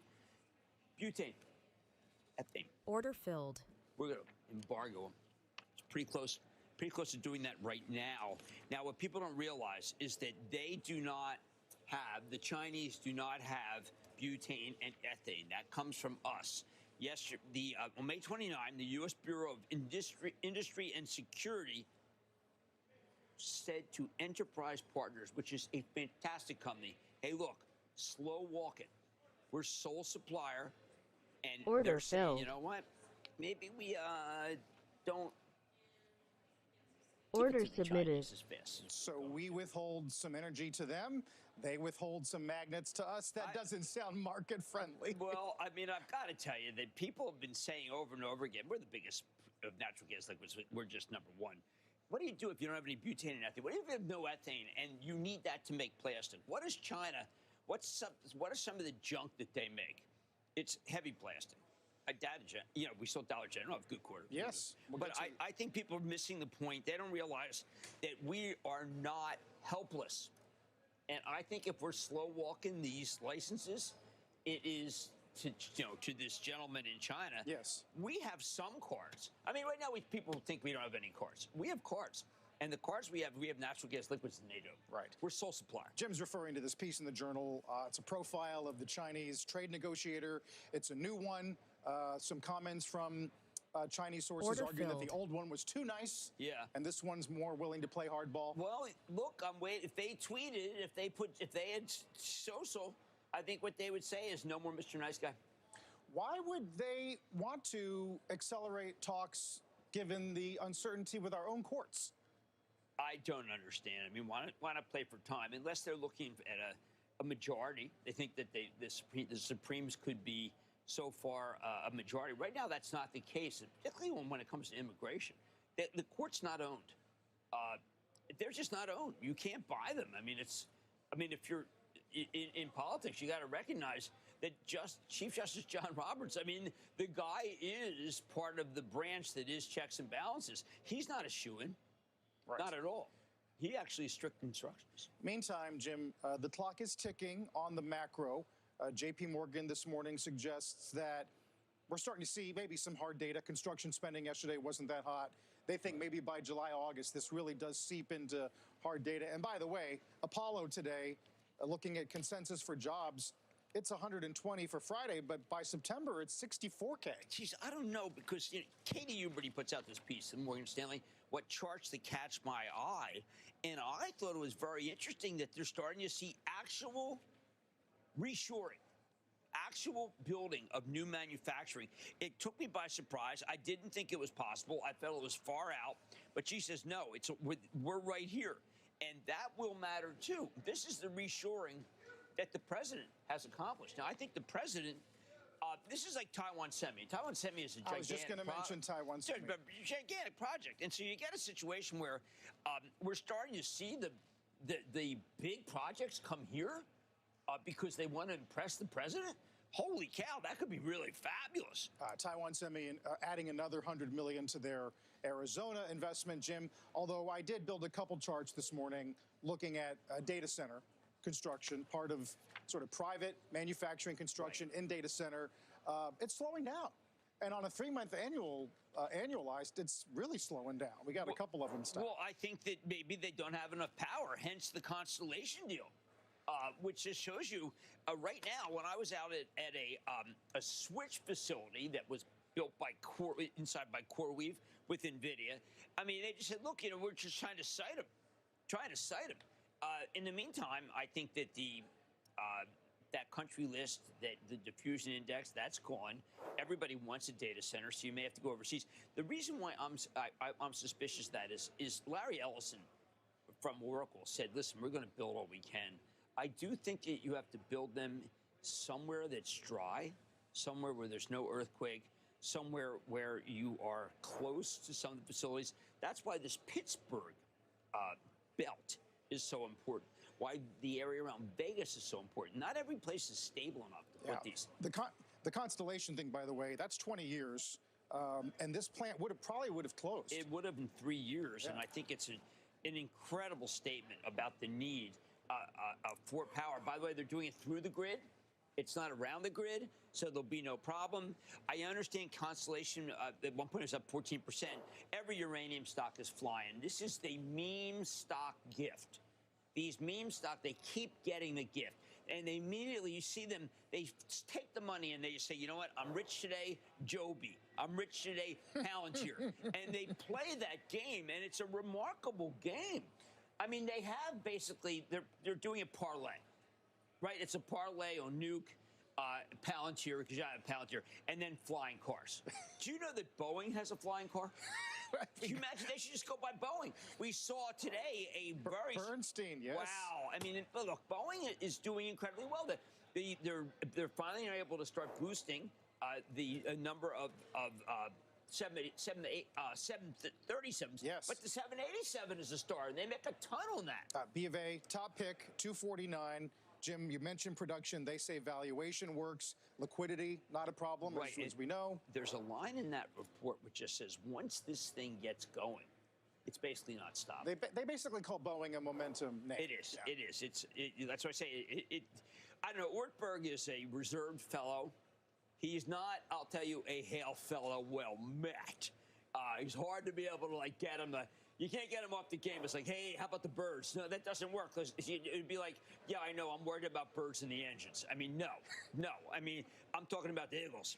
That's actually, I saw a piece yesterday looking at the Tom Cruise stunt with the biplane. Yes, how about that? The biggest risk was getting hit by debris, but it wasn't about the actual plane.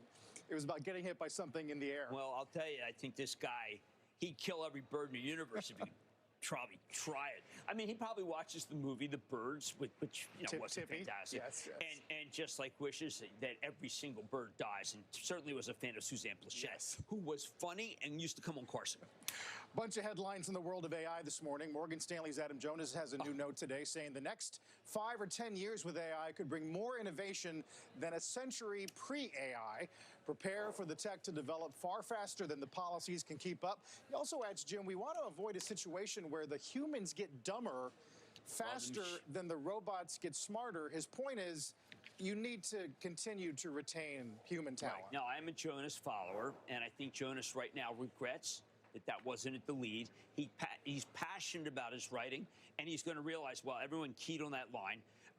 It's a brilliant piece. It's a very quick read. It's a brilliant piece, and it's about reasoning. He didn't use that word, but that's the word that Jensen Huang is using. He's saying the reason why you need to go to Blackwell, the reason why you got to go to Rubin next year, is because you have to be able to, this is what's going to happen, and this is what he's worried about. You're going to have a meeting next year, and it's going to be the lawyers and the bankers. We'll throw a couple of accountants in.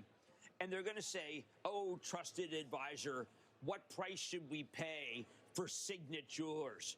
And the answer is, Order submitted. The machine will reason, and what you do is you fire one-fourth of the people who are in the room. Submitted. Because you don't need them, because the machine is reasoning and knows more than you. And that's the frightening concept that Jonas is talking about. Mary Meeker's slide deck last week, which we keep referencing, had a piece about what's going to be possible. There will be whole divisions of companies that are run by a machine. Right, and we keep seeing these people laid off from Microsoft. Do you think that that's just because they don't have a lot of business? It's because they have so much business, they need the machines, which are better. One of the reasons why Salesforce has been a complete disaster ever since that quarter is people felt that there should be a moment where you're seeing that their clients are firing people. I don't think that's going to happen. But you did, they mentioned that they're working with small, medium-sized business, which means to Wall Street, oh, they're out of big clients. But I think that's, I'm a believer in Salesforce still, because they are going to have reasoning machines. And Jensen Huang I called him Jensen last night at a party I went to, and the person I said says, is it really like that? I said, are you kidding me? It's sure. I mean, give me a break. Yes. But Jensen is saying, why do we need all these expensive people when we have something that is smarter than us? So the Microsoft layoffs, you mentioned another 300. They just laid off 6,000. That was the biggest in years. Yeah. You think it's a large part because of this? Yeah, well, I think that, when you don't say why you're laying people off and you're doing incredibly well, I'm saying that those people are the equivalent, as we said at Goldman Sachs, dead wood. I always thought it was really hard. I said, do I have to tell that guy that he's dead wood? What's up to you? Right. I mean, I think that people are becoming deadwood. There's whole burned forests at a lot of places, and they don't know what to do because it's so brutal. but they have to bite the bullet. And now we have to find out whether people are being hired. I mean, if you're coming out of law school, it was like you used to get a job. I don't know. I think you come out of law school now and you think, geez, I don't know. Maybe I go to business school. Yeah, we'll get jolts in less than an hour. The other line out of Jonas, Jim, and I'll read it. If it's not yet totally clear that China is in the lead on agentic robots, you will not have to wait long. Yeah, he really depressed us with that. That was the line he should have put last. Jonas watches the show so high. I mean, that was just such a downer, and we didn't need that down. We all know that China is beating us on some things, but Jensen Huang is saying, look, we are ahead on reasoning.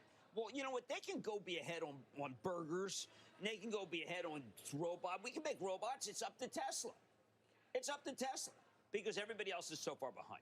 In our world, only Tesla seems to have taken the gamut. A lot of what goes into the robot is our Chinese inputs. We know this. It is, right? But let's see if they can get the ethane. Let's see if so this is it. This is like American Graffiti Game of Chicken. Whoever, we're driving toward the cliff to see who hit. Absolutely. It's James Dean more. It's rebel without a cause. Sometimes I feel with our tariff plan, we're rebel without a cause. It's an interesting movie. Right. Because it's so right. Not just because Jim Backus is a horrible father in the movie, but it is just like, yeah. I mean, what was the point? What's the point? See, if you ask Tim Cook, he would tell you, well, I thought the point was to have less China. Well, it turns out you go to India. And, well, it turns out that it's less India. Where does the president want that particular complex to build the phone? Right. Where does he want it? Do we put it next to a nuclear power plant? It's a reminder, Jim. Next week, we're going to get both WWDC for Apple and robotaxis for Tesla. I think look, this is the Annus Horribilis for Tim Cook. I mean, if I have to read one more article about how Tim Cook has completely lost it, do you think he's lost it? Do you think he's sitting there and saying, wow, you know what?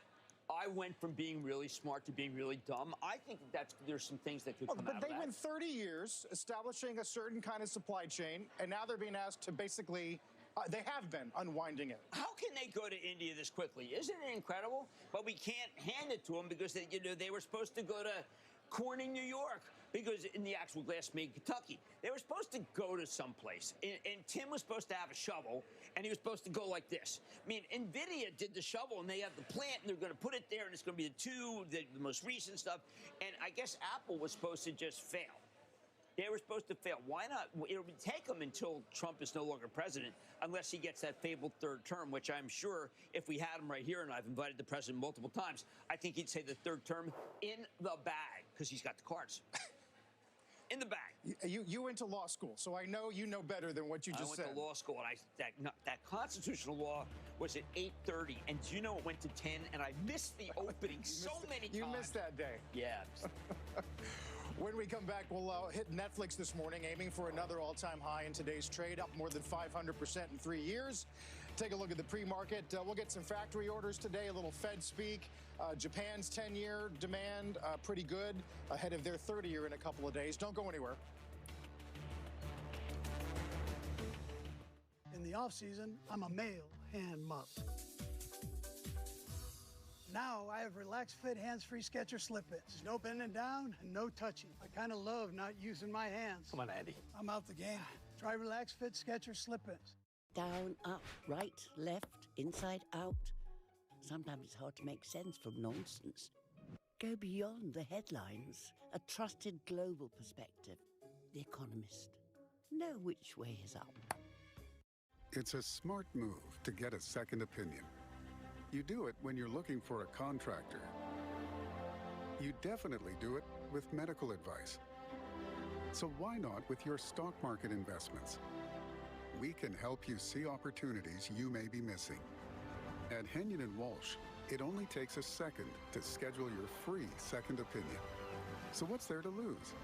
Speak to Henyon & Walsh, the second opinion people. At Corient, wealth management begins and ends with you. We believe the more personal the solution, the more powerful the result. We treat your goals as our own. We never lose focus on the life you want to build. And our experienced advisors design custom-built strategies to help you get there. It's time for a wealth management experience as sophisticated as you are. It's time for Corient.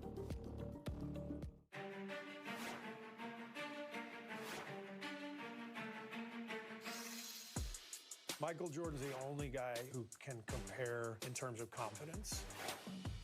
When you're Steph Curry, there's brand value there, there's brand awareness. I wanted to create my own entity to build true value. What do you want your legacy to be? Curry Inc., The Business of Stephen Curry, premieres tomorrow, 9 Eastern and Pacific, only on CNBC. There's a reason Chevy's called the heartbeat of America. Because we proudly roll trucks off the line in cities like Arlington. For the people who keep Texas moving. For them, only America's most dependable trucks will do. In every Chevy truck, dependability comes standard. Now, get $4,250 total customer cash on this Chevy Silverado. Chevy drives Texas. Together, let's drive.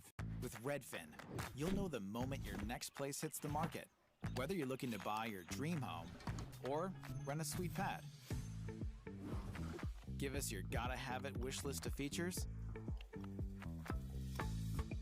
and you'll receive real-time notifications tailored just for you. Ready to see it up close and personal? Scheduling a tour is just a tap away.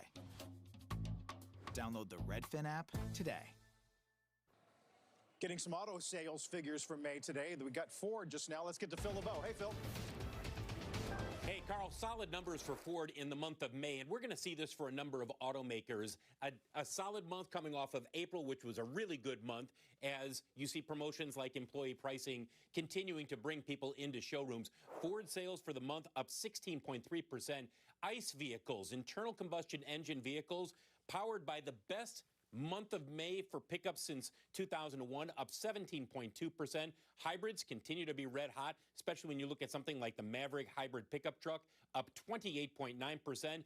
And then you have electric vehicles. No surprise here, guys, down 25%. So there you have Ford, up 16.3% for the month of May. We'll get the other automakers, foreign automakers throughout the morning. Guys, back to you. Hey, Phil, what did you think about the fact that two of the biggest losers in yesterday's trading were indeed Ford and GM off of the steel trade? Right or wrong? Right. That is correct. They took the hit.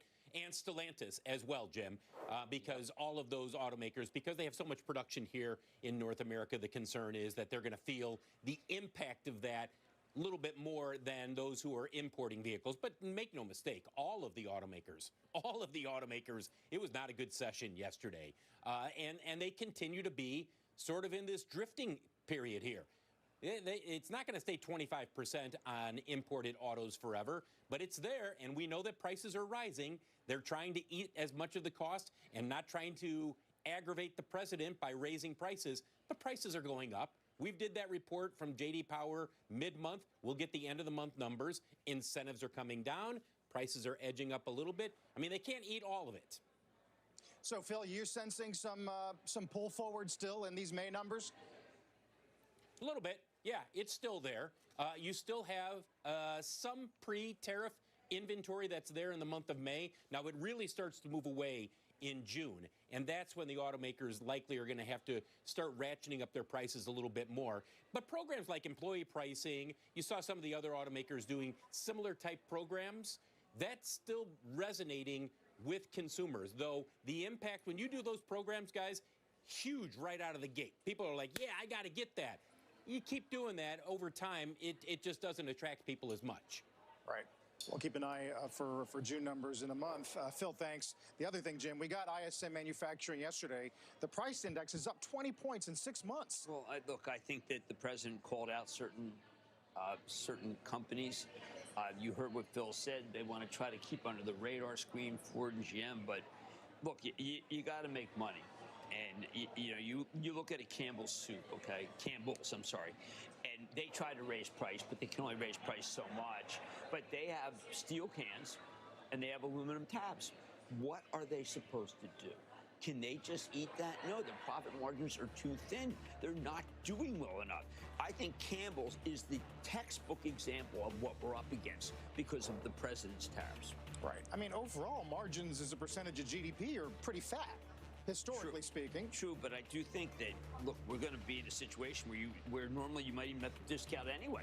Although, it isn't like Dollar General is doing poorly. I mean, that's where you go. I mean, Dollar General is a really interesting store when you go there. It's treasure hunt. People don't realize that. There's some things there that seem almost mispriced, and people are snapping them up. We are going to get to DG, also Signet this morning. Ollie's got some CEO, nice price. Got some insider selling in Target. We'll get Kramer's Mad Dash and the opening bell after a break.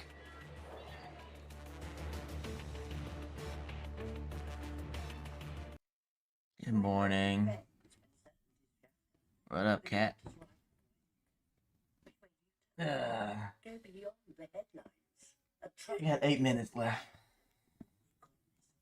Know which way is up. As a cardiologist, What up, man? on a statin to reduce cholesterol. I also tell them it can deplete their What's up? CoQ10 levels. I recommend taking Qunol CoQ10. Qunol has 3 times better absorption. You than guys long or short? Qunol, the brand I spread. As a contractor, I find sometimes the most impactful thing you can say is what you I was long. I kind of faded the bot just now. There was only one choice for the decking around the new pool. We'll used see. TimberTech because of the low maintenance on the product. Hope we get a dump so I can long, but it doesn't look like it. For 1 year, you're sanding and refinishing if you want to keep that sharp look. If you don't want to sand and oil every year, you want low maintenance, Oh, go TimberTech. dang, it is going right before open. Yeah.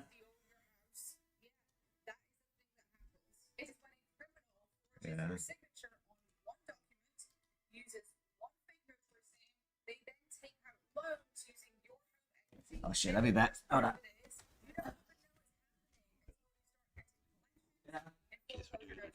This right here is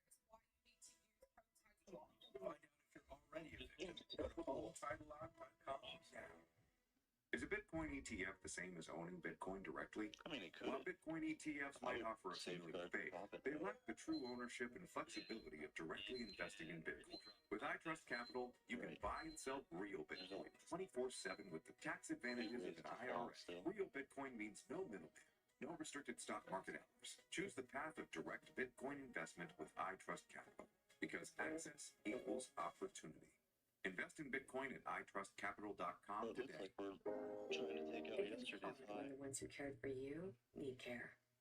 But the new care.com makes navigating that next step easier. Whether it's a background checked caregiver at home or support at a senior living community, you can find the right fit for your loved one. Search for caregivers with the experience your parents need, from mobility assistance to memory care. Join now and find care at care.com. The Disruptor 50 list revealed. Meet the innovative company shattering boundaries, shaking up industries, and changing the game for good. Special coverage begins June 10th in Squawk Box and streaming on CNBC Plus. The market really wants to open from Futures mildly weaker. Got some gainers, though, on the S&P pre-market list. Jim and I talked about Constellation a moment ago and this new 20-year deal with Meta to supply energy power. Dollar General we'll get to as well. We haven't even gotten to some of the most important earnings of the week. Crowd tonight. Yes. And, of course, Broadcom in a day or two. Opening bells coming up in just about 5 minutes. Experience the power of CNBC Pro. All new investing tools securely linked to your brokerage accounts. Become a smarter investor with the power of CNBC Pro. Go to cnbc.com/getpro now. Dear Texas, at ATB, we partner with farmers around the world to bring you Cafe Au Lait, made from 100% Arabica beans. And from the world's finest coffee beans, we create blends in over 40 different flavors that Texans love. From whole and ground beans to single-serve cups, iced coffee, and cold brew. No matter how you drink your coffee, every time you take a sip, you'll know it was grown just for you. Cafe Au Lait, sourced around the world, brought to Texas with love. ATB. Just 49 keys inside a metal thing from 1915. Or it's the first step to becoming a writer. And your book is going to be a book aka new best friend. Or becoming a chef who makes fun. Oh, I'm back. What the hell happened?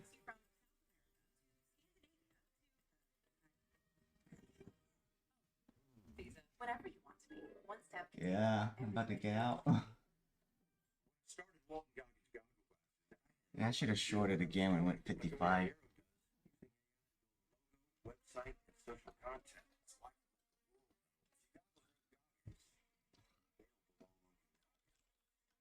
Franklin Templeton ETFs. With over 70 ETFs, we have solutions for every market, helping advisors build a portfolio Should not get a dip, I hope. today.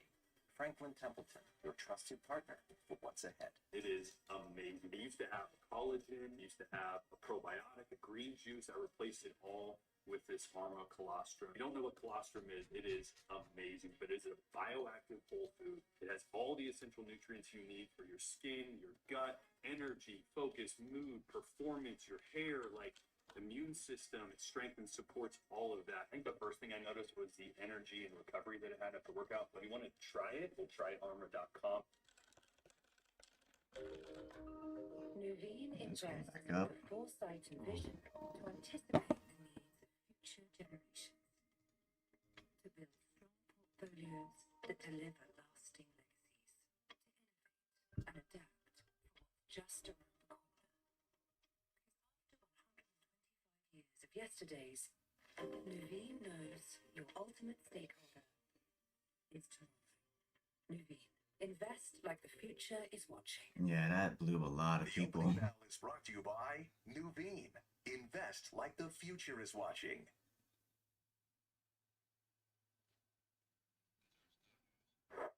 Yeah, it was no news. It was just weird last night. Mad dash with Jim as we wait for the bell. You have to sit up and take notice for about what J.K. Szymanczyk is doing, CEO at Signet. These were fantastic numbers. SIG, a lot of people shorted. Kay, Zales, and Jared all saw sequential comp sales gains. The growth in every aspect, including service, that had been an issue. I've got to tell you, maybe they put behind them this notion of the lab diamonds that had really dogged them. And I think this man is going to exercise tremendous prudence in what he tries to do, and he's going to pull it off. I say that because there's easy money to be made if you sell these lab diamonds, but then what happens is people say, well, how have they held their value? And lab diamonds don't hold their value. Real diamonds do, and that resonates through all three Alright, good ranges. luck, boys. You think you reclaimed some of the highs from last year? Yes, I do. I think that this man is, he's not a miracle worker. He's just going back to blocking and tackling and bringing back the idea that, look, there's a way to be able to not direct to consumer and not trying to take advantage of people. Not sell. They didn't know that the lab diamonds. Yeah. We're going to get some more retail. There's a big piece of the talk Yeah, about people using buy now, pay later for food. Quarter of consumers. Yeah, and there you have a rather remarkable firm with just got a really good deal with Costco that I think is significant. That's one of the big techs that I really think. Nice. Let's get the opening bell here at the CNBC Real-Time Exchange. And the big board this morning is I have data in 3 minutes. 30 minutes. At the NASDAQ, it's Access Innovations, a medical technology company. Jim, oil adding a little more today than yesterday. Yes. Look, I am. Order submitted. They need oil. We need oil quickly to combat some of this inflation that we have. I will point out, if you want inflation, CoreWeave is now a triple. Wow. And congratulations to Michael Entrader. Congratulations to NVIDIA that put that deal together. Because that deal may have failed if it weren't for that. It just shows you how out of touch investors are with what can happen. Because you need CoreWeave to manage and create all the data centers. Now, Yeah, lock out. Just don't play that one. from Oracle, that would be a major switch. That would be big. There's a lot. Oh man, I shorted too, and it took profit too early. No, I'd be worried about it. Well, you mentioned Oracle and Broadcom too. Will be a tell on that story. Broadcom, remember, it's a $1 trillion company that is doing very well. My travel trust owns me funded forever. That's CEO Hock Tan. That stock is going to take out its highs. What's going to keep out their lows? I think this Texas bill, which is backed by RFK Jr. They want warnings on Doritos, M&M, that this is something that, There we go. wow, Come on. that Dr. Topol, my love, in his Super Agers book said, some foods aren't food. They're just not food. And this bill is saying not recommended for human consumption to things like Cheerios, Mountain Dew. I mean, this is we got to watch this bill. It is on the governor's desk. Look out Pepsi, look out Campbell's, look out General Mills, look out Kellogg. If they pass this, I think that something on the side says that this isn't fit for human consumption. That's down. Yeah. That's a nice drop. Oh man, I'm $2 shy. I'm hitting 100. Yeah, there's been so much news in health. I mean, big piece today looking at how Moderna in the journal went from basically heroic status There during you the go. pandemic. There you go, baby. Dump that shit. I still meet a lot of people who bought Moderna in the 200, 300s. I still remember when Van Cell told me, listen, we're going to have the personalized cancer vaccines. That has not come true. There's a lot of things that I might try to reshort again if it pumps. not least of which is you do have someone And I'm out. There we go. not a real fan. Right. Alright. I'll tell you what's I'm disappointing flat for now. me. Bristol announced this deal with me. Good job, Coffee. No doubt. I mean, the stock is now below. Certain stocks are so hated that it is just remarkable. And Get then it. there are other stocks that are loved in that category. I still think that Eli Lilly, there's a terrific piece today about how Eli Lilly's doing well. But what people want is Hims. Yes. Hims today acquires a European digital health Hell yeah. platform, Zava. They didn't. So daily payouts on the FX? Call these meme stocks if they're meme stocks. We Oh, can't you have to wait till the end of the month, like last time. It's really right up there with Merck. No, I mean, you have these companies, and you see them when they trade, like Sal. That's now is a good. meme stock. You get up really early and you watch them and you see them levitate, always led by Palantir. And Hims and Hers is a stock that just, the thing that they're keying on in the memes, 35% short. And the memes are still playing that game. It is just a battle long short. They want to We wipe need the to drop shorts more out. for me to And they've been long. very effective when it comes to the shorts of Hims and Hers. How about this Reuters You want to short again? I'm gonna set my short at 575. That was discouraging. If it hits. Discouraging in that the self-esteem that must be lacking, because there's just a, I mean, like, we don't want people to be committing suicide or this. We maybe want them to go take the J&J ketamine drug before you go do this, but which is Spravato. It's a good drug. It's not. People are like, there are people who've been taking this ketamine, and people are saying, "Wow, that guy's really screwed up." Screw the hell with Later, that. buddy. This is a legitimate drug put together by Alex Swirsky, who was slagged very badly yesterday. Not by name.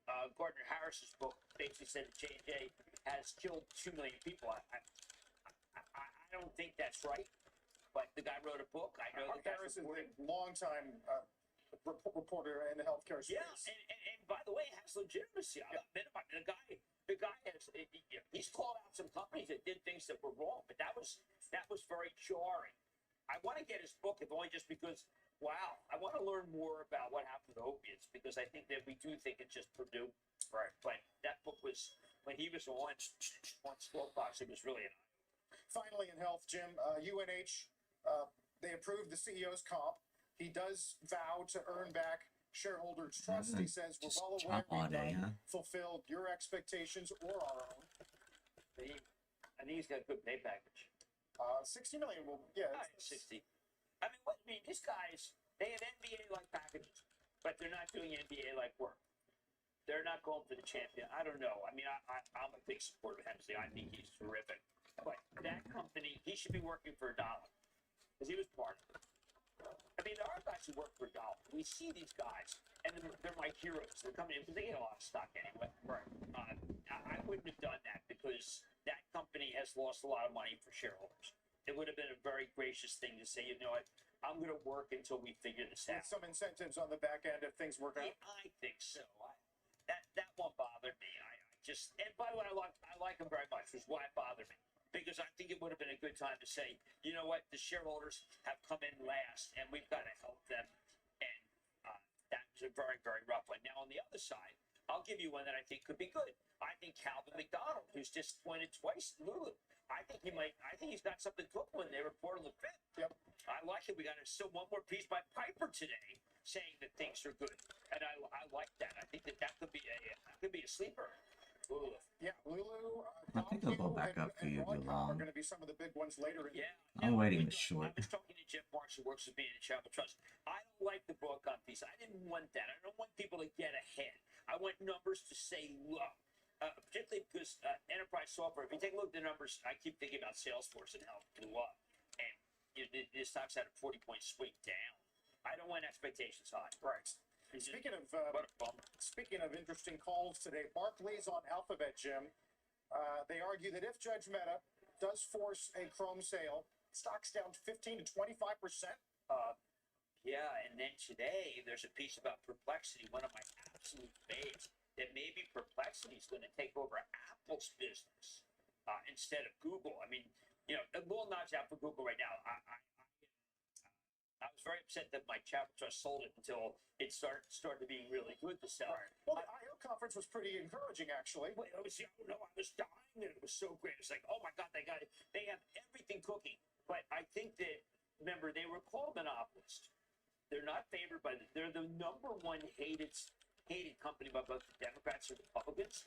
And I look at that, and I am in awe of the fact that they paid $20 billion in 2022 to get that Apple contract.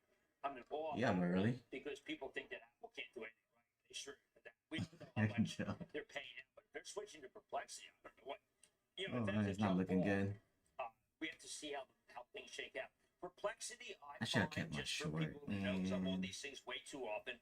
Perplexity, I think, is the most accurate. Yeah, bot caught 100 points long. I was fading the bot earlier. Making a big mistake the other day. I'm like, no, that's not right. And then Grok was very apologetic. I'm not looking for apologies. I'm looking for I don't think it's gonna go short yet or anytime soon. Grok into some strange answers. Yeah, Grok's got a viewpoint that Yeah, sometimes not get close to payout. Don't mess that up. We got one more day, right? By the way, ChatGPT, everyone loves it so much. What's the law? And I got the super duper ChatGPT. Yeah. That's like the dumb ChatGPT. Don't mess that up. Claude came out new. It's like Claude Rains. I mean, it's like you round up the usual suspects. But I'm liking this Perplexity. Although Perplexity is so boring, it's very tough. Yeah, Grok is very, Grok yeah. Hey, Jim, welcome back. No, I don't want that. If I want conviviality, I'll go to humans.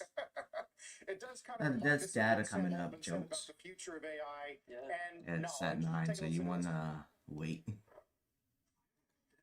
Next year, that in some limited cases, at least in some small ways, we start to see agents that can help us discover new knowledge or can figure out solutions to business problems that are kind of very non-trivial.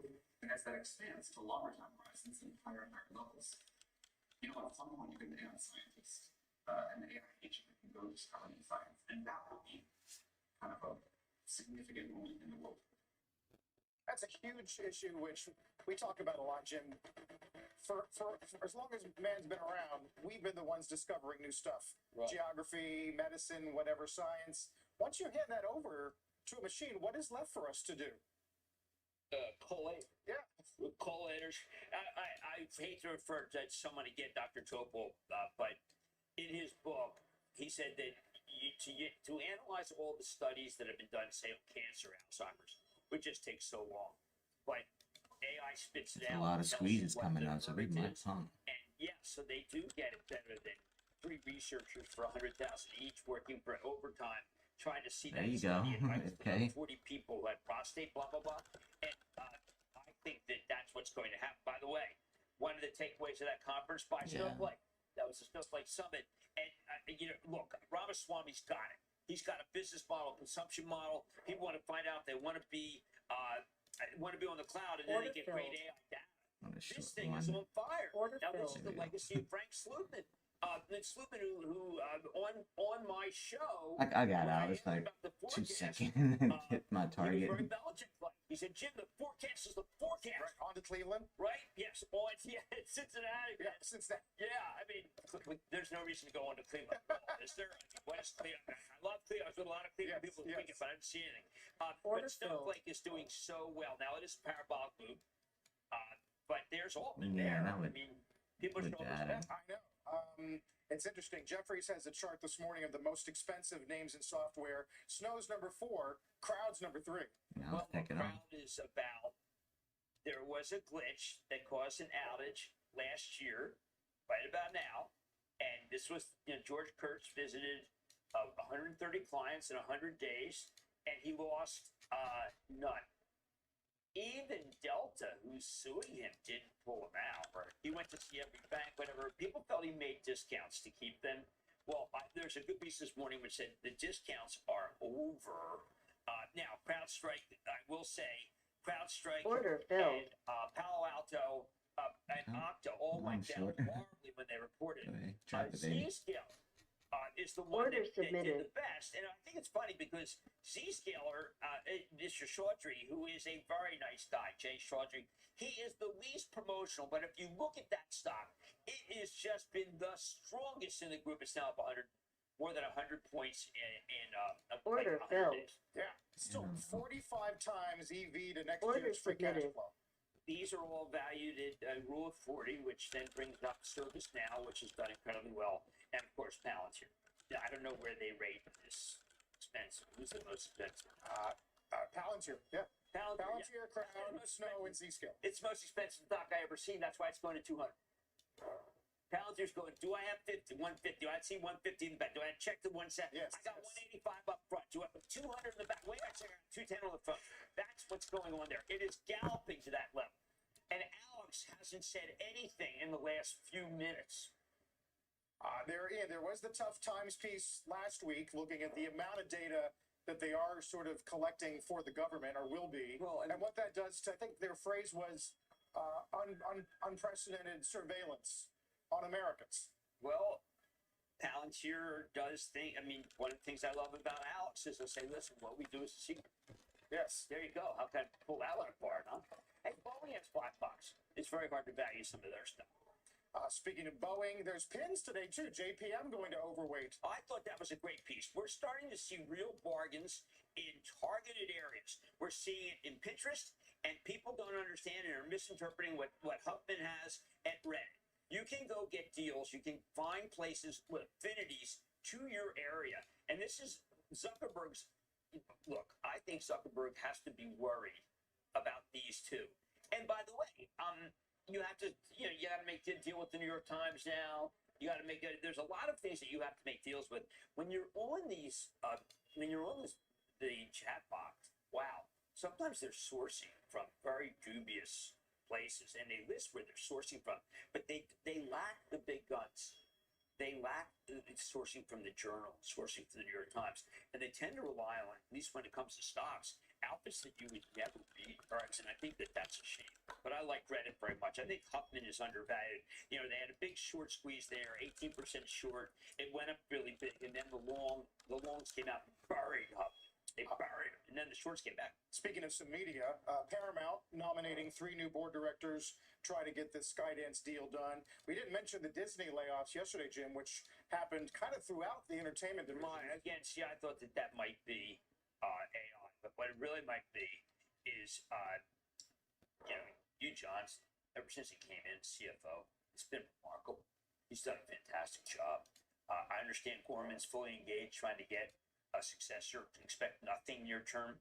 But if you look at the Disney chart, so to speak, you'll see this is a comeback from when Hugh Johnson got in. That is just fantastic. Now, he came over from PepsiCo, which is in bad need of a comeback. And that Texas bill is signed.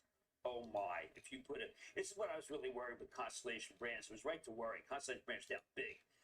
Over-index Hispanic, a lot of ICE guys hanging out at liquor stores. Yeah. Very bad.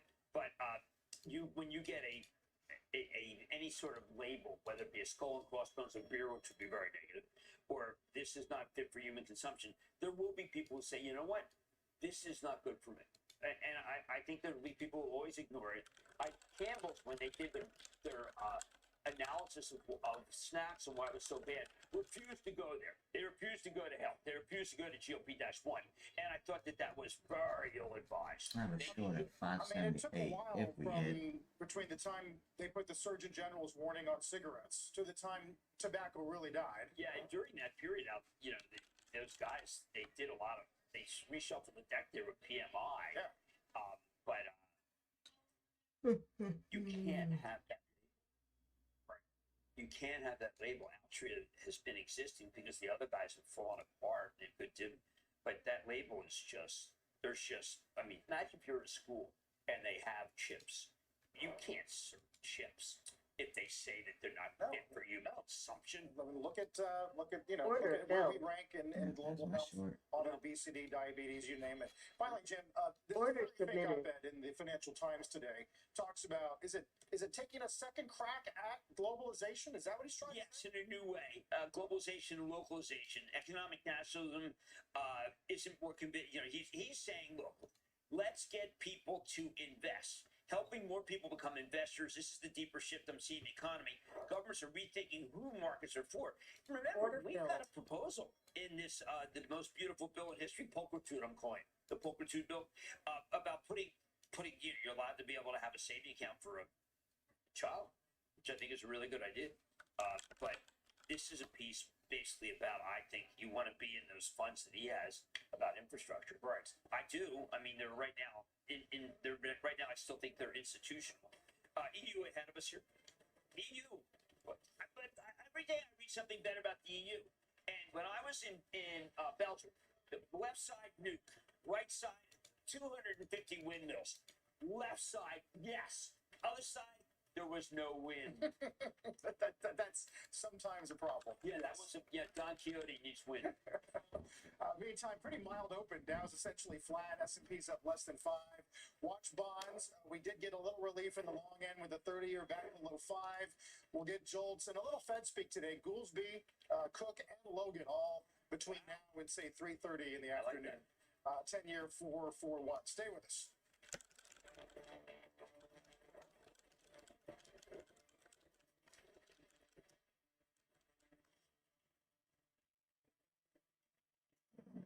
The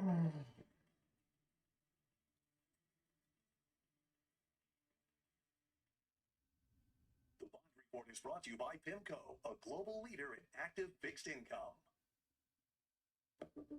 At Corient, wealth management begins and ends with you. We believe the more personal the solution, the more powerful the result. We treat your goals as our own. We never lose focus on the life you want to build. And our experienced advisors design custom-built strategies to help you get there. It's time for a wealth management experience as sophisticated as you are. It's There you time go. Drop it for out. Corient. Your record label is taking off, but so is your sound engineer. You need to hire. Indeed. Indeed, you do. Our advanced matching helps find talented candidates so you can connect with them fast. Visit Indeed.com/hire. Is this your dream of retirement? How about this sweet deal? I like fishing. Or is this a little more your style? Retiring wealth isn't a guarantee, it's a goal. It's easy when markets are going up. But what about when they're not? That's why you need this. Call for Fisher's Retirement Survival Order Kit, canceled. featuring your Order guide to filled. surviving market volatility, our stock market outlook, plus the Fisher Investments Difference. 3 indispensable guides. Yours free for calling That was scary. 1-800-213-5317. Fisher Investments' disciplined approach will help see you through the market's ups and downs and give you the confidence you need to reach a comfortable retirement. And our fees are structured so we do better when our clients do better. Call now for your free retirement survival kit. 1-800-213-5317. See if your dream retirement is on track. If your portfolio is $1 million or more, call Fisher today. Call 1-800-213-5317. Order submitted. This Father's Day, Dad deserves better. And nothing's better than cooking on a Blackstone. Because all across the nation, Blackstone is the way America cooks outdoors. Your family will love every breakfast, lunch, and dinner you create with an enormous variety for your whole family. Cook anything, anytime, anywhere. Only on a Blackstone. Go to your nearest Blackstone retailer or blackstoneproducts.com and give your dad a Blackstone, America's best-selling grill. Does RexMD really work? Over 85% of patients said not only does it work, they saw results their very first night. Get started today with a 3-month trial pack if appropriate at tryrexmd.com. When I was in college, I was a bank teller in Kansas. I had no idea that I would one day be covering the banking system. Ambition is fueled by curiosity. It's that constant quest. CNBC is the network for ambitious people. Not too many retailers have actually increased guidance for the full year. Dollar General is one of them. Comps 2.4, Jim, that's double the forecast. Yeah, that's good numbers, and everyone was looking for good numbers, and it did not get great numbers. Take a look at the gain of about 14.5%. We didn't do Ollie's either. Down a little bit. I'm not going to bet against Ollie's because I'm a member of the Army. Meantime, holding 59.40-ish. We'll get stopped trading with Jim in just a minute. It is my honor to welcome the hardest working software on television to the public market. There have been 3 chapters in the company's life. This one is the one I'm most excited about. You founded your kayak company because you love the ocean, not spreadsheets. You need to hire. I need Indeed. Indeed you do. When you sponsor a job on Indeed, candidates can find it easier, so you can hire easier. Visit Indeed.com/hire. This is the one. She fixes, she manages, she perfects. Because maintaining this space transports her to this space. The industrial grade product you need. Call, click, or stop by. Granger, for the ones who get it done. Grind catches up with everyone, even me. That's why I trust Cunol Ultra High Absorption Turmeric to support my joint health. It's the #1 doctor-recommended form of turmeric. It helps you keep doing the things you love at every age. Cunol, the brand I trust. For plant-based, healthy blood pressure support, there's one brand that stands above the rest. It's Superbeats by Human, the #1 doctor, pharmacist, and cardiologist recommended B brand for heart health support. Find out how to get a free month with your first order at livehuman.com.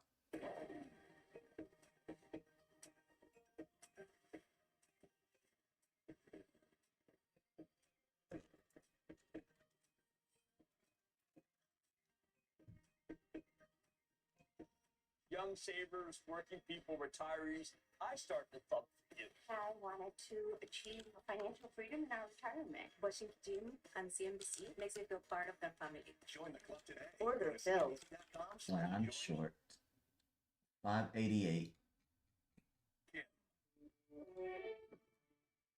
Order canceled. Order submitted.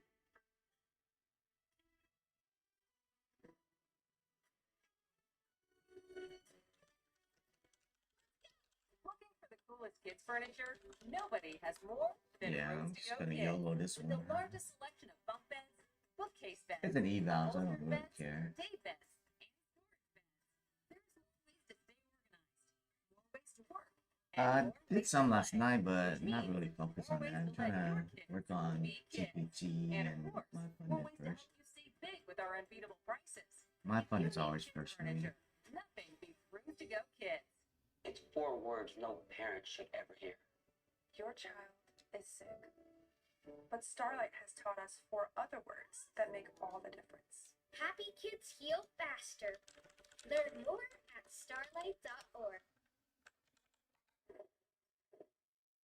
Let's get to Jim and stop trading. Some stocks can't catch a break, and you keep thinking as they go down, do they ever get cheaper? Is there something wrong? Block. Oh, you didn't see what I told you last night? They have a lifetime sales, $100 for Apex on a PA. This was very significant because people feel that they're doing too many different I mean, things. better than They don't know 140, so I what they're paid for doing, mine and yesterday. I think that they have decided to cut back excessive credit, which was good. Yeah, I remember when it's Sarah now. Fryer was there, and that was the rap against them, was that they're willing to But give I'm people stuck back at who shouldn't 19 have. accounts. I thought I'm this just gonna was leave it an there. interesting level to buy a stock that has I'm been not buying blown away. anymore. I really sometimes look at these stocks like a Roku, I should and just I take say, you know profit what, for the these data have comes out. adherence, and if they catch a break, they're coiled springs. I think maybe block could be a coiled spring. It's been a complicated story though over time, right? I mean, Trade day, yeah. I don't think so because it's risky having daily They make it payouts. complicated because remember, it's Jack Dorsey. And if you talk to Amrita, Maybe Tradeify does that. It's over for most firms. she was on with in San Francisco. She said, "Listen, the last 2 quarters, we didn't do it well, but we're going to get it right instead of the usual, which is like these were very. They gotta hire a lot more staff if they do. She wasn't going with that. She's a serious player, so I think that we should watch that one. Maybe it's got its time in the sun. For now. Oh shit, that I'm an affirm guy through and through. That's Max Levchin. Max is also someone who is kind of not a hail fellow, well bad. Hey Max, let's shake it. It's over 600 now. No, nothing is shaking, Jim. What do you mean shaking? Jim, we'll see you tonight as we continue to chop through this week, awaiting jobs number on Friday. Jolt, speaking of which, on the other side Should of have this taken break. profit. I was up $80. For adults with obesity, Zepbound means change. It's changing what I believe is possible when it comes to weight loss. Zepbound helps adults with obesity lose weight and keep it off. Don't take if allergic to it, or if you or someone in your family had medullary thyroid cancer or multiple endocrine neoplasia syndrome type 2. Tell your doctor if you get a lump or swelling in your neck. Stop Zepbound and call your doctor if you have severe stomach pain or a serious allergic reaction. Severe side effects may include inflamed pancreas or gallbladder problems. Tell your doctor if you experience vision changes, depression, or suicidal thoughts before scheduled procedures with anesthesia. If you're nursing, pregnant, plan to be, or taking birth control pills, taking Zepbound with a sulfonylurea or insulin may cause low blood So sugar. overbought. Side effects include nausea, diarrhea, and vomiting, which can cause Yeah, that's what I constipation thought. and worsen kidney problems. Ask your healthcare provider about Zepbound. Explore savings options today. Look at how option traders scored big on Crocs with little capital at risk. There we go. Stock shares were trading $98, while the option prices were just $3. In 1 week, Crocs price shot up, giving stock investors a 12% return, while option traders enjoyed a 98% return. Learning to trade options is not an option.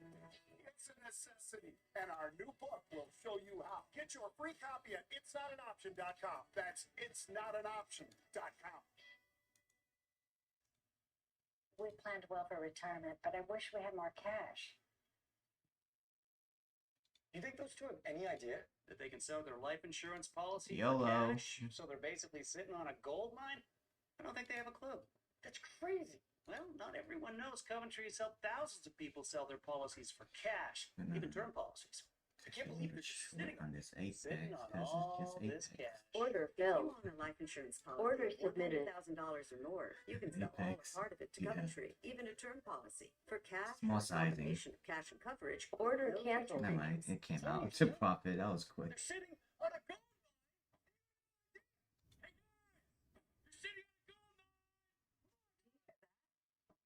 I don't hear anything anymore. Find out if you're sitting on a gold mine. What's Call up, what's Coventry up? Direct 5 today seconds. at 800-571-7900 Nah, it's gonna dump. or visit coventrydirect.com.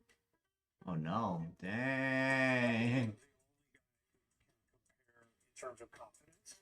And it's going back down.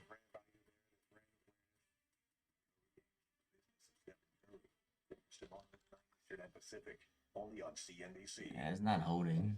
Welcome to CNBC Plus, where to? CNBC Plus, on-the-go access to global market data, news, and analysis as it happens. Start streaming at cnbc.com/plus.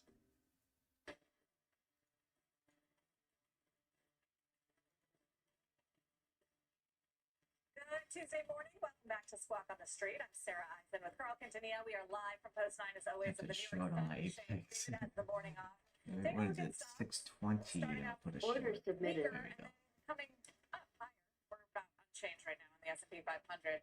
The NASDAQ is outperforming today. It's up about Right on. Congrats, man. And the Dow down 52 points. Kind of waiting on some economic data. We'll get the biggie at the end of the week with the jobs report. Take a look at treasuries.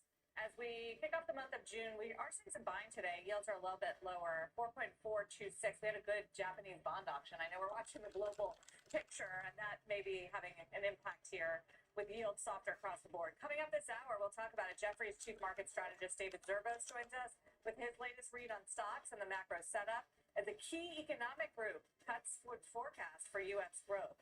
Plus, we'll talk to the CEO of Applied Digital. This is the AI data center company whose shares skyrocketed nearly 50% yesterday on news of a deal with CoreWeave in just a moment.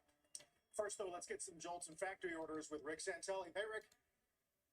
Hi, Carl. Indeed, on this jobs week, job opening labor turnover for April comes in at 7,391,000, above the 7.1 million estimates, and sequentially above slightly revised 7.2 million in the rear view mirror. That is the best since just February because we reversed that March downturn.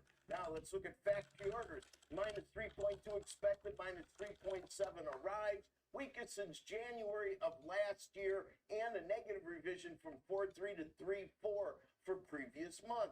Take out transportation, still negative, but a bit less negative, down 0.5%. Order We're filled. expecting a positive number, down 0.5%, weakest since May Order of submitted. 24. Now, these are durable goods coming up. These are final reads that replace mid-month read, minus 6.3. 3 minutes is overbought. 6.3. That's the weakest 15 going minutes, back a little Jan more of last year. room to go We up. look at But we'll see. Durable goods ex transportation, a dramatic improvement, up 0.2 equals our last look, and that would be the best since it was up 0.4 in February of this year. If we look at capital good orders, non-defense excerpt, proxy for capital spending deteriorated by 0.2% from minus 1.3 to minus 1.5, making it the weakest going back to February of 23, Feb of 23, and finally, if we reverse from orders to shipments, it remains at minus 0.1%. Order submitted. Right now, we're looking at 392 in a 2-year, and after all the data, we oscillated a bit in terms of price, but we ended up at the same place. That is down 2 basis points. Long end down much more dramatically. Hence, we're looking at some steepening of the curve. 10 years at 441, down a half a dozen basis points. Carl, back to you. All right, Rick, thanks so much, Rick Santelli. Also new this morning from Atlanta Fed President Bostic talked to reporters a short time ago. He says, quote, pervasive uncertainty calls for a patient policy stance, but depending on how that uncertainty resolves, he says there is still space for one rate cut this year. Bostic also echoed comments from some of his colleagues that it's unclear if the tariff impact on inflation Order canceled. There we go. Got on my short. permanent, which he says he's hearing from business contacts who are stuck in a wait-and-see mode. Also heard yesterday from Chicago Fed President Goolsbee, he's a voter this year, that the PCE data may have been, quote, the last vestige of the pre-tariff impact. But as for Bostic, Sarah, he says, quote, I am in no hurry to adjust our policy stance. Yeah, not a voter this 2025 period, but this pretty much jives with what the Powell thinking and lines have been on policy right now, which is wait and see. They just don't see an urgency to cut interest rates because they're not seeing a significant weakening in the job market, and they're waiting to see if these tariffs are going to be inflationary. The good news is we've seen a lot of progress on the downside toward inflation heading into the tariffs. I mean, the last PCE report was very good news when it comes to progress on inflation. The question is, does that hold? You know, economy is very much in focus. Where are we? Remember I mentioned yesterday that all those recession calls were getting downgraded. Just wanted to bring a few key notes and what we're hearing today. So UBS actually said recession probabilities are moving back up, but they're still only at 37%. They're looking at some of the April data like durable goods and housing construction and saying that model has come up a little bit. OECD, you know, the big global think tank, came out today, cut the U.S. growth forecast because of tariffs to just 1.6% and 1.5% in 2026. Again, not recessionary, but they expect the growth to slow on economic uncertainty, a significant slowdown in net immigration, a sizable reduction in the federal workforce, all the stuff that we talk about every single day and what we hear about. Yeah, I mean, 1.6, they were at 2.8 last year, and our friend David Rosenberg today argues if you're lowering this year and next, that somewhere in there implied is a recession. Of course, David would go along with that view. Which is 2 consecutive quarters of negative growth. You know, look, you look at the where people are putting their money, and Kalshi is a good place to go, right, for the betting markets. It's been a pretty big swing. We've gone in just a month from 70% odds of recession to now 29% odds of recession this year. That's what's basically, go to the end of the chart. You can see that spike. That was, the April Liberation Day spike, where it got as high as 69% odds of recession in the betting market. And look how far we've come down to 29% odds in the betting market. It's all about the de-escalation. Right now, I think one of the reasons the market is flat is we're waiting to see when that call is between Xi and Trump. Remember, Eamon Javers, our reporter, suggested yesterday, he reported yesterday that that's going to happen soon. Those are the kind of headlines that move us away from recession. If we can get the trade deals, sort of eliminate some of the uncertainty that would cause businesses to not pull back and to do widespread layoffs. And so far, they have been waiting and seeing, just like the Fed. That's the kind of stuff that'll improve the outlook. Right. Let's continue that conversation with Jefferies' Chief Market Strategist, David Zervos. David, good to see you. Good to see you, Carl. I wonder how much weight you're putting on this phone call and whether or not that really gets the needle moving before we see some of that bleed through the hard data. You know what, Carl? I think the needle is moving. It's been moving. This has been a tactical trade negotiation from the beginning. Too greedy now, man. Folks got twisted up as they took the opening gambit as a literal move and said, oh, this is where we're going to end up. What a dump. Really a worst case scenario. It was an attempt to drive people to the table in a negotiation, and the table is set. And we are seeing lots of folks from all over the world coming to that table and resetting the trade structure so that many of these imbalances that have been in place for decades get reset, much like they were reset in the 1980s during the Plaza Accord time in the mid-1980s, 1985, in fact. And that's kind of a narrative that we're using with our clients, that this is very similar to the trade negotiations. They really centered more in the end on currency markets than they did on tariffs. Right. But you're right. The market was sort of set up with a certain number of promises. Navarro, 90 deals in 90 days. I think it's been 52 days. Is that news? That's a huge drop. I wonder whether or not you think there's a danger in some of these people across the table sort of rope-a-dope. No. It's still long. Nowhere close to going short. Not pump again. We saw the president push back. Then we saw them come back in, and everything seems to I go got my back 5 days in on negotiation. futures elite. You just gotta make more money to cash out. A storyline that is a negotiation tactic. This is how I didn't blow the account yet. I hit DLL, so it took a few days to get back. It's different than most past policymakers sitting in trade negotiation seats. But the idea is to end up in a fairer, more balanced That's trading why it's environment. That's why dumping. I find all these forecasts, whether it's the When the Fed, Fed's talking. OECD, that are focusing on inflation or growth hits. Why? Why do that?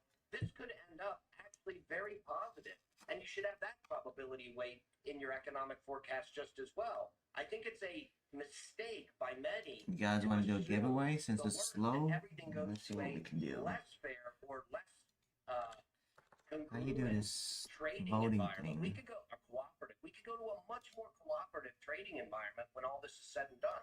That's the goal. I feel like that's what the equity market, David, is increasingly telling us. We're what, 3.5% off the highs on the S&P and 23% off the lows in the S&P. So at this point, it's kind of a glass half full approach. What needs to fall into place economically and from an earnings perspective to have that happen? Because there are still risks, right? As you change the cost structure of business, that there's going to be side effects. Sure, and every one of these businesses is fantastic at risk managing. That's what they do for a living. These CEOs have many shocks, not just trade, but shocks all across their businesses to manage, and that's what they do for a living. That's why they get paid, and they'll continue to do that. Look, sir, we've got deregulation to get excited about. We've got a tax bill to get excited about, tax cut and job growth, tax changes that are going to be pretty significant, and we have a whole set of monetary policy changes that I think are going to be coming down the pike sooner rather than later that probably ease up financial conditions as we realize this was much more of a negotiating tactic and less inflationary than many people had thought. So there's just a lot of policy on the horizon that to me looks very positive for equities. I mean, going back that up was the again. view Wow.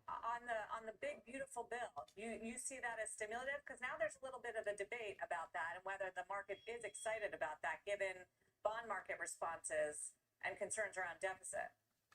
Absolutely. I think people got very nervous about that. They got nervous about the Moody's downgrade. We had a 10 basis point backup in 10-year yields on both announcements or both sort of news hits. And within 24 hours, that 10 basis points was completely unwound. These are not Liz Truss moments. These are not some sort of major bond market alarm bell. That's not an alarm bell that's ringing. This is a bond market that's actually, since the middle of April, since that crazy week in the middle of April, second week in particular, has been remarkably stable in and around the 4.5% area, which is where yields were on election day. Basically, they were 430 to 440. So we haven't seen that much movement in long-term interest rates for all the alarm and all the scare tactics that everybody's running around with. I don't think the market's buying it. And I think your point is very important, Sarah. The equity market is just not buying this doom type narrative that has been attempted to be sold to the body politic. It's just not, it's not true. Right. Although, I mean, U.S. stocks are underperforming the rest of the world by the most in 30 years. Oh, yeah, you're absolutely right. We're coming off an incredible run of what There we we go. we all call somewhat of the exceptionalism trade of the last 5, 10, 15, 20 years. It's been a heck of a run. And people are protecting themselves. I think they see, Carl, a reason why there may be a recalibration of the dollar. What up, man? And that may be part of the trade negotiation, like what we saw with the Taiwan dollar not too long ago, which I do believe is part of their negotiation tactic on trade with the administration. And part of a recalibration would be a more competitive dollar. I don't like to say a weaker dollar. I like to say a more competitive dollar. And I think that people are looking at that and going, well, maybe I can park myself outside of the dollar a little bit to hedge for that. I actually think it's a great story long-term for U.S. stocks to be more competitive. I do think you want to hedge out the dollar a little bit here. And I do think we are going into a period of dollar weakness. But that actually is a huge long It pumped big time when you were gone, and I shorted the pump. Now I'm just waiting. Can I get you, David, before we lose you?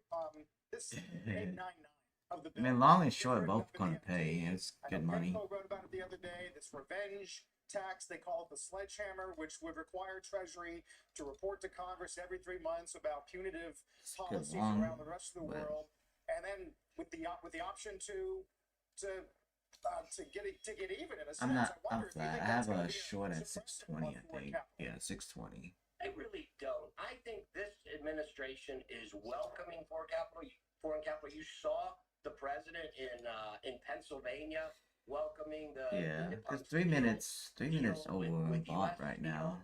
I mean, if there's anything this administration seems to want, it wants to bring in capital.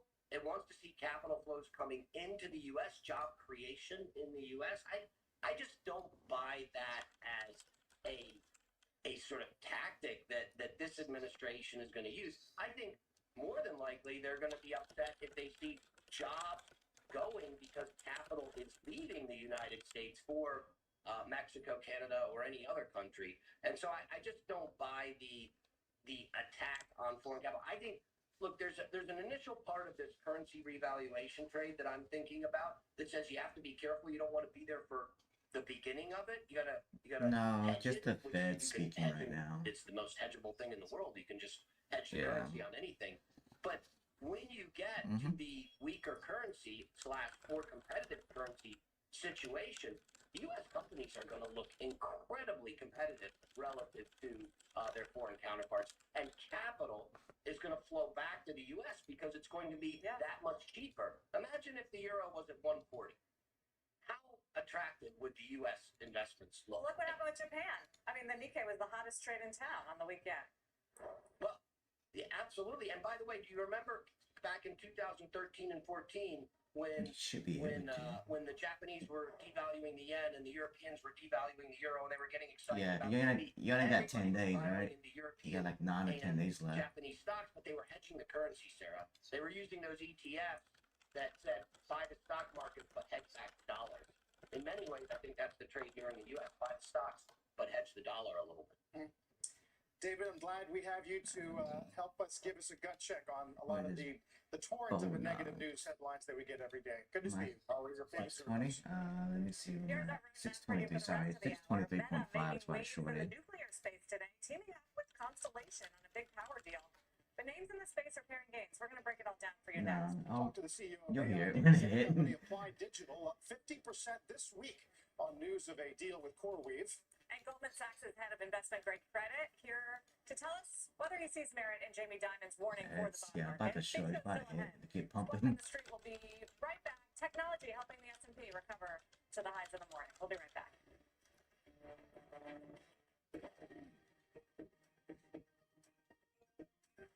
Let's put this timer.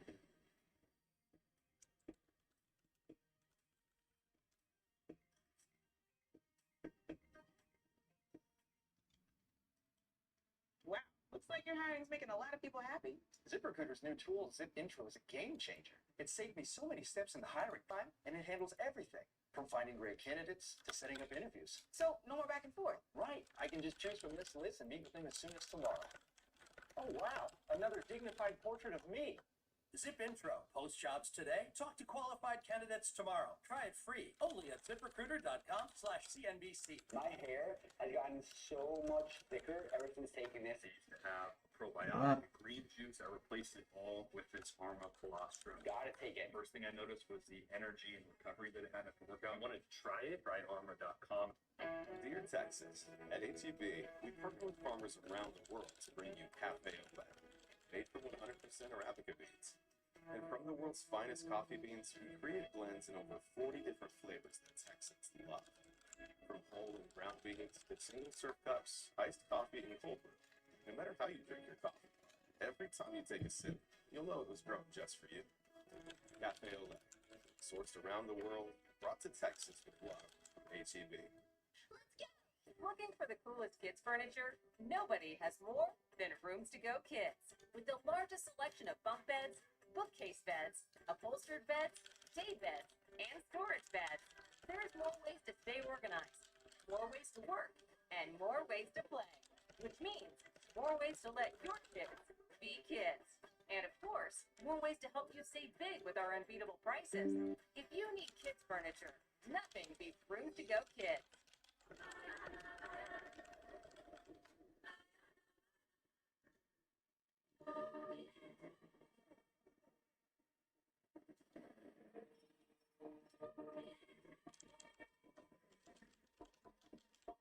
Order filled.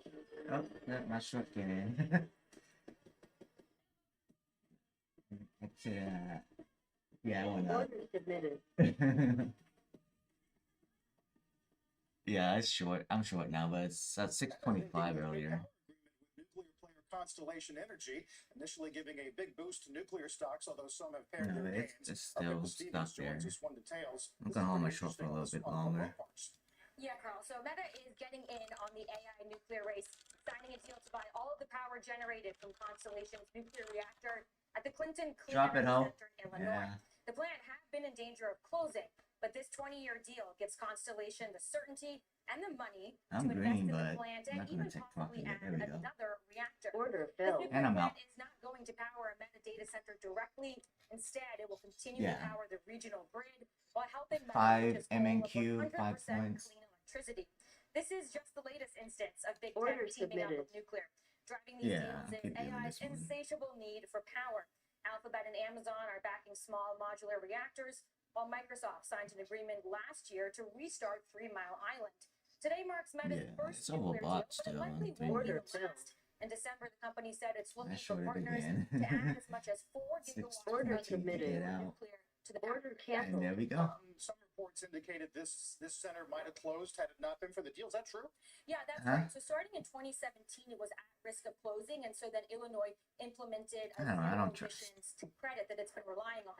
That expires in 2027. I And don't so know. A this couple deal guys for haven't got their stuff yet. So, but free is effectively reset's taking different place of though. that. That should be And had legit. Constellation not had that 20-year certainty, it might have been close. And also, in some respects, this is even better than a state credit because it is longer term. State and federal credits don't necessarily carry over, and this is 20 years of firm commitment.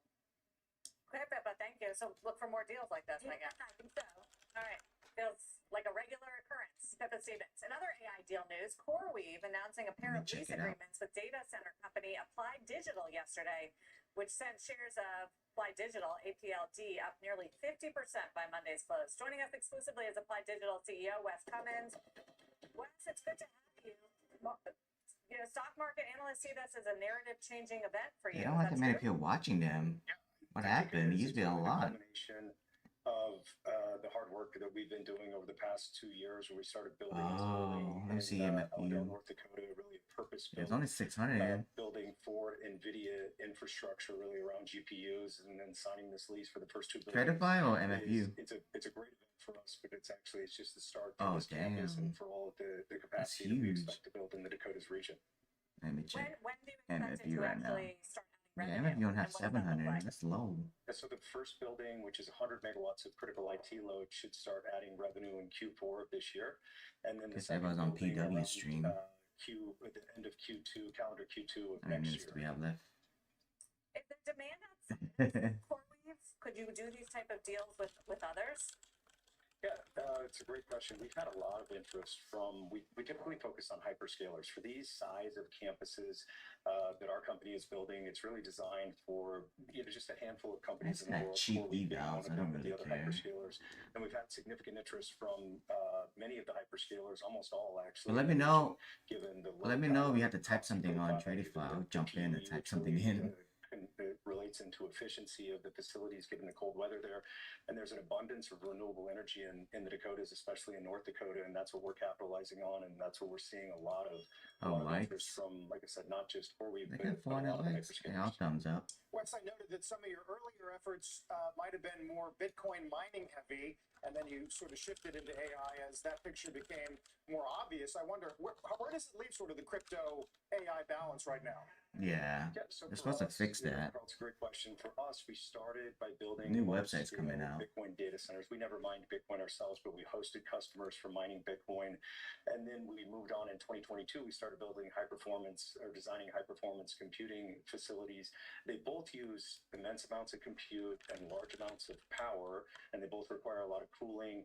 But HPC is a very different build versus so the AI builds are very different versus Bitcoin. So it took us a lot of iterations to get it right and get it right on the building that we did now. But we're really leaning hard on the high performance computing AI/AI builds for the future. Bitcoin will still be a meaningful part of our business, and actually it pairs really well at the individual sites where Bitcoin is much more interruptible power. And so if you're not using all of the power you need for your HPC facilities, for our HPC facilities, we can actually just run that for our Bitcoin data centers for our customers that are mining Bitcoin. Have there been like big advances in cooling technology, or are there some that are still over the horizon? So the biggest thing, one of the biggest things I think is going to happen this year is we're doing large-scale liquid-cooled deployments at scale. Long or something? Our building is first one that'll turn on in the October timeframe of this year. Oh, this you is didn't take 100 profit? megawatts IT load. It's direct-to-chip liquid cooling. Dang. Expected to be Blackwell class servers going into the facility. So that's going to be a big thing for this year. And then, out on the horizon, I think liquid cool direct-to-chip is going to stay around for a long time. There's a lot of things on version cooling that are being Order worked on. I submitted. don't see that at scale in the next few years, but that would be the next thing on the horizon. So how is your capability on inference specifically as we move from machine learning to inference? And what does that say about demand? Because CoreWave's moving, all the hyperscalers are moving in that direction as well.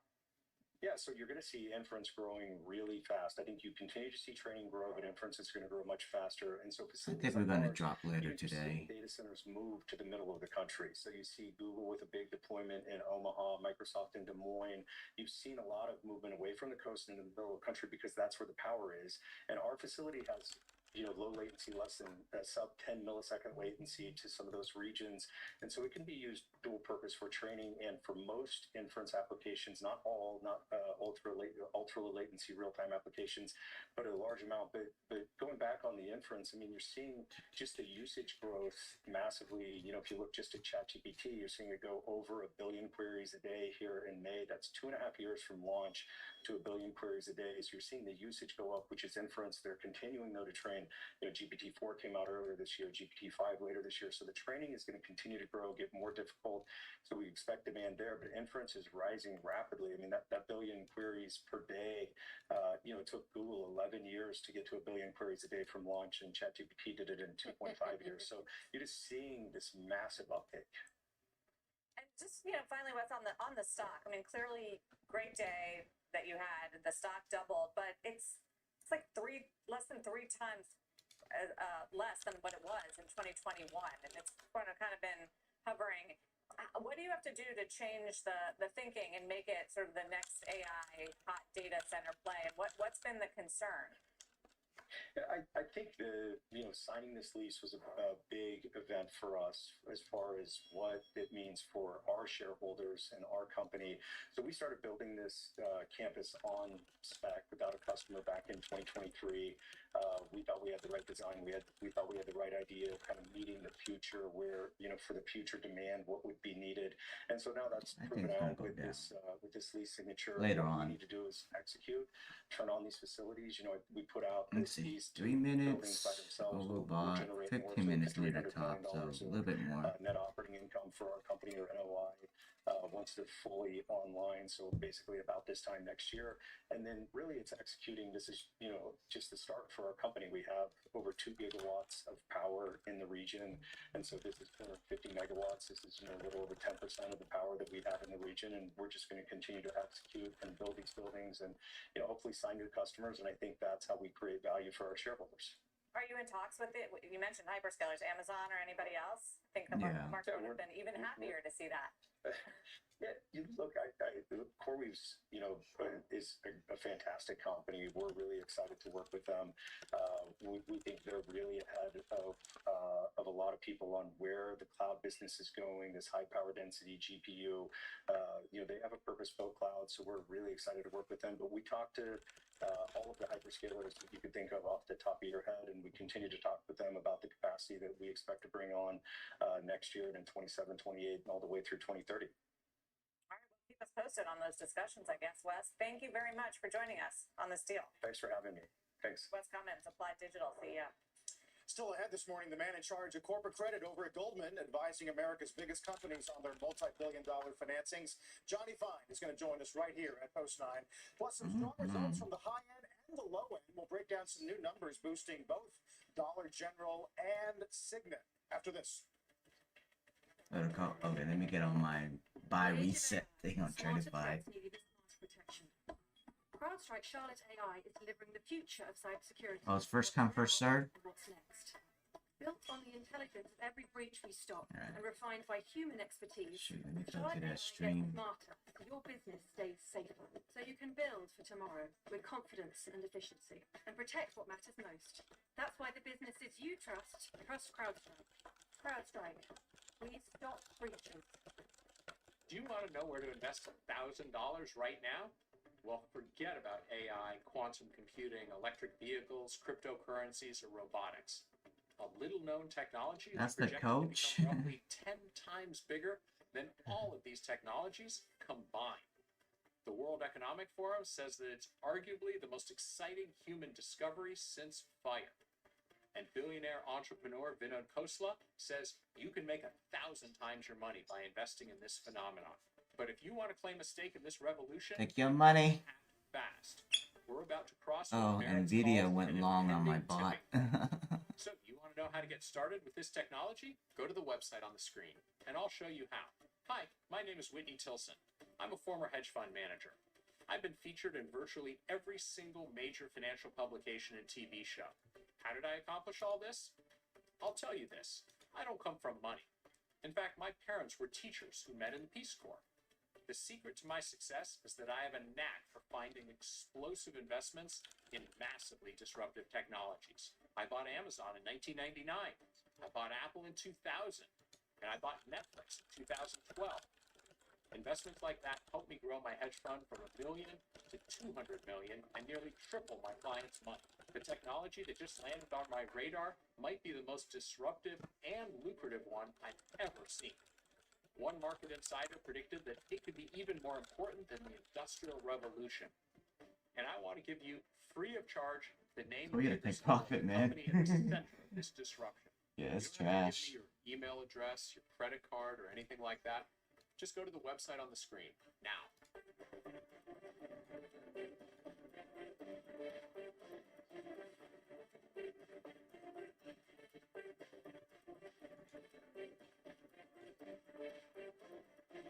Michael Jordan's the only guy who can compare in terms of confidence. When you're Steph Curry, there's brand value there, there's brand awareness. It want to drop. I mean, NQ want to drop. So careful you're wrong. Only on CNBC. Order canceled. We are 30 minutes into the hour. Here are three big movers we're watching. Joby Aviation jumping after a report said that the company is working on a deal with a Saudi Arabian investor for as many as 200 air taxis. It's up 9%.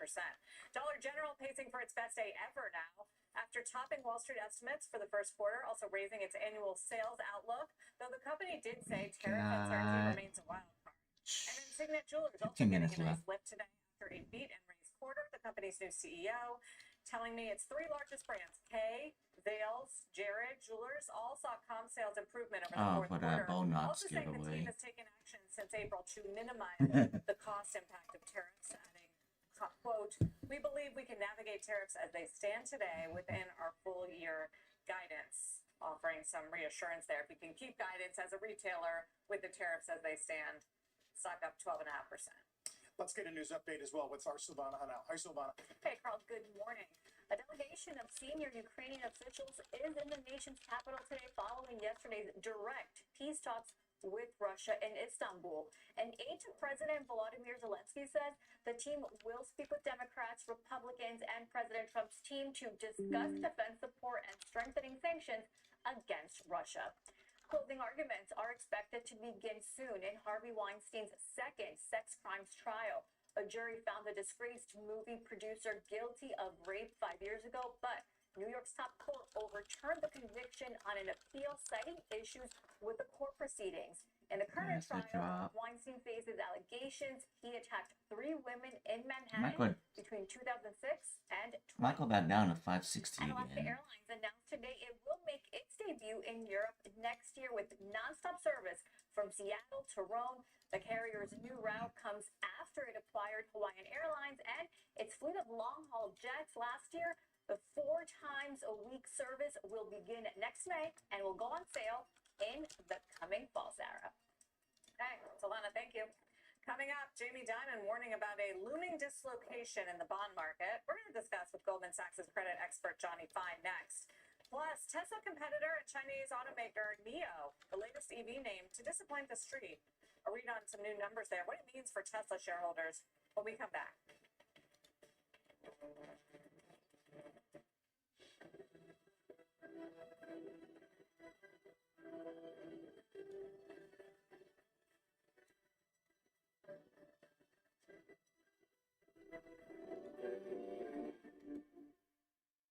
It is my honor to welcome the hardest working software on television to the public market. There have been 3 chapters in the company's life.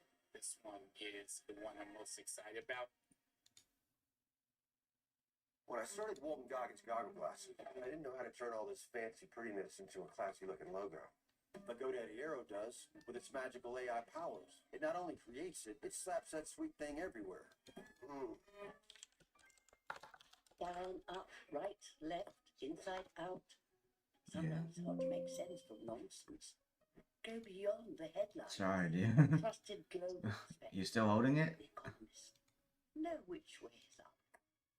Most people have no idea. It looks like it's gonna drop more, so if you can get out in a little bit, if it's even get out. on like the anxious side, I feel like for me allows not only my body to go into recovery, but also my brain to go into recovery.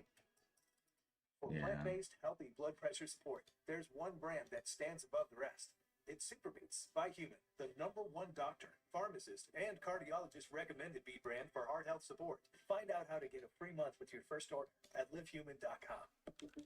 At Corient, wealth management begins and ends with you. We believe the more personal the solution, the more powerful the result. We treat your goals as our own. We never lose focus on the life you want to build. And our experienced advisors design custom-built strategies to help you get there. It's time for a wealth management experience as sophisticated as you are. It's time for Corient. Advanced tank with an E, ED. Advanced tank.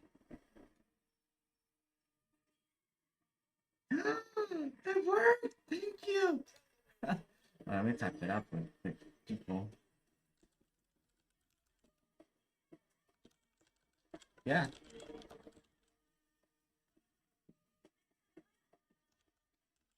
Whatever I put on, whatever I wear, I just want to be confident in it. I'll do it on YouTube too. Next question. People are gonna like you, people are gonna hate you regardless of what you do. So don't be fake, just be real. It's 4 words no parent should ever hear. Your child. Now. But Starlight has taught us 4 other words that make all the difference. It doesn't expire, right? Should I save it? Oh, it's only for events. You can't do. Gotcha. Welcome back. JP Morgan's Jamie Dimon making headlines after Let me comments test to it out, see if Morgan it Brennan works or about a not. looming crisis Yeah, in it the does bond work. market. Take a listen. You are going to see a crash Which in the one bond did I market. do last Okay? week? It is going to happen. 5, And I tell this to my 3. regulars, some of you in this room, I'm telling you it's going to happen, and you're going to panic. I'm not going to panic. We'll be fine. We'll probably make more money, and then some of my friends will tell me that we like crises because it's good There for you go. JP Morgan Chase. You're green now. Is that concern justified? Our next guest is in charge of corporate credit at Goldman Sachs, advising America's biggest Yeah. companies on their multi-billion-dollar financings. Johnny Fine, Goldman Sachs head of investment-grade credit, joins us. That was quick. Welcome back. It's good to have you. Thank you. Great to be on with you again. So, I mean, we all know there's going to be a reckoning in the bond market at some point. The question is he right to raise the alarm now? So I agree with the general Won't let me reset. Jamie said. I agreed with what our president and the CEO. Okay, John that Gurley website's so buggy. The deficit was a bigger issue for markets than tariffs. Yeah, I kept saying I didn't reset, but now it said I reset it, so it's free. I agreed with Free's David good. Solomon, our CEO, at the beginning of the year when I can he YOLO said CPI we with need to be that. super focused on deficit, debt, and overall financing of Treasury. But this isn't a new story. This Yeah, has been it something worked. that has ebbed and flowed for a really, really long time. In fact, coming out of the financial crisis, then President No, it's Obama in only 2010, it's only for the he set cheap up a one commission to look at event. fiscal reform. And at that very first meeting, then Fed Oh, they each doing President one Bernanke reset?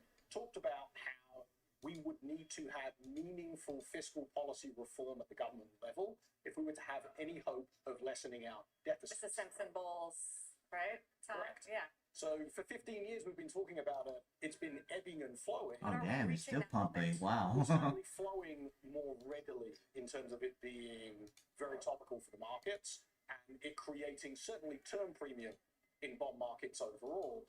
And I don't know if ultimately we'll reach a tipping point in the next 5 years. I don't think it's going to be in the next 12 months, but it will happen at some point or another.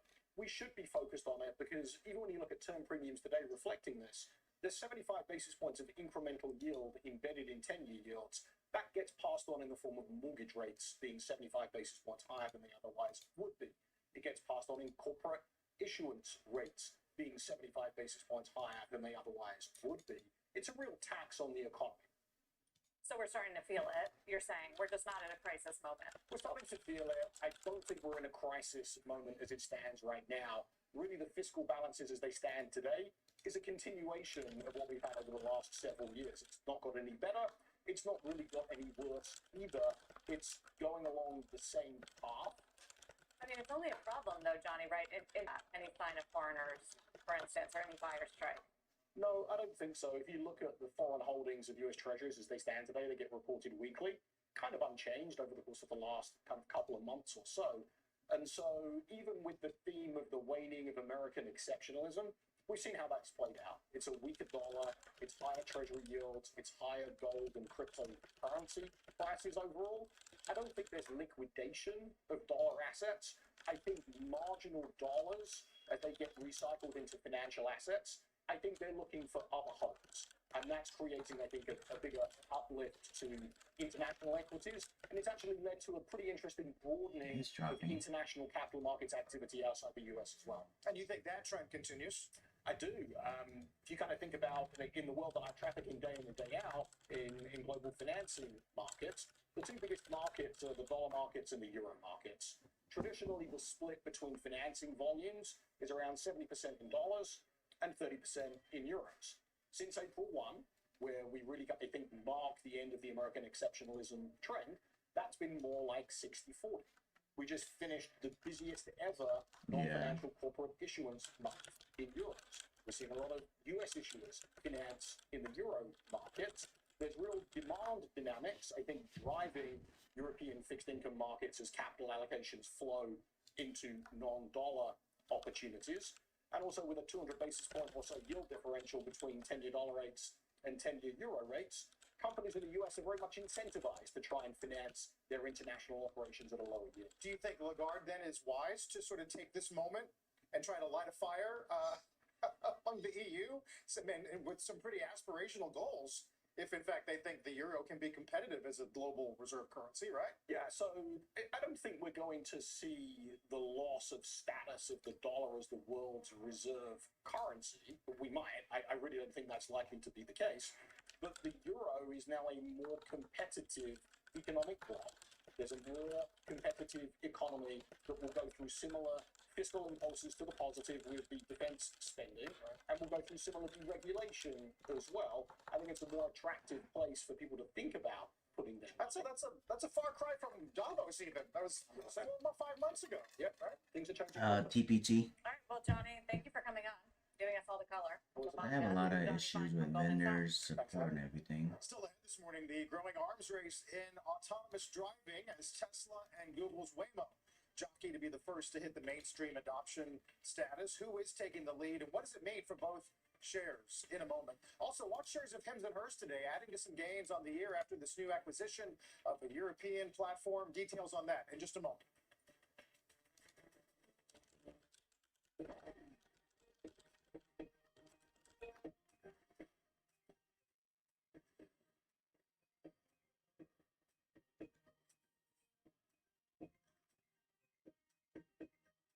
The market is One of my boring. favorite supplements is Cunol turmeric. Turmeric helps with healthy joints and inflammation support, and Cunol has the #1 doctor recommended form of turmeric. Cunol, the brand I trust. If you have a life insurance policy you no longer need, now you can sell your policy, even a term policy, for an immediate cash payment. Call Coventry Direct to learn more. We thought we had planned carefully for our retirement. But we quickly realized we needed a way to supplement our income. Our friends sold their policy to help pay their medical bills. And that got me thinking. Maybe selling our policy could help with our retirement. I was skeptical, so I did some research and called Coventry Direct. They explained life insurance is a valuable asset that can be sold. We learned we could sell all of our policy or keep part of it with no future payments. Who knew? We sold our policy. Now we can relax and enjoy our retirement as we had planned. If you have $100,000 or more of life insurance, you may qualify to sell your policy. Don't cancel or let your policy lapse without finding out what it's worth. Visit CoventryDirect.com to find out if your policy qualifies, or call 1-800-514-7800. Coventry Direct, redefining insurance. Never miss a moment. I think tariff anxiety comes from there's been so much change in the last few months that it doesn't matter where you are in the world, that these CEOs all have a little bit of tariff anxiety. That's our future, to be able to turn these agents, which are essentially workforce robots, information robots, and human robots, physical robots, to expand the world's GDP.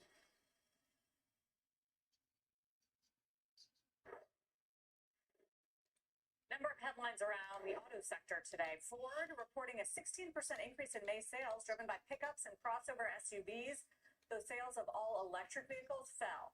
Meantime, NIO posting a wider than expected Q1 loss as competition puts pressure on the Chinese EV maker's profit. yeah, you saw that in Q. Announcing it will Wow. expand its rollout into Europe, posing another threat to Tesla as it struggles to regain ground there, ex-Norway.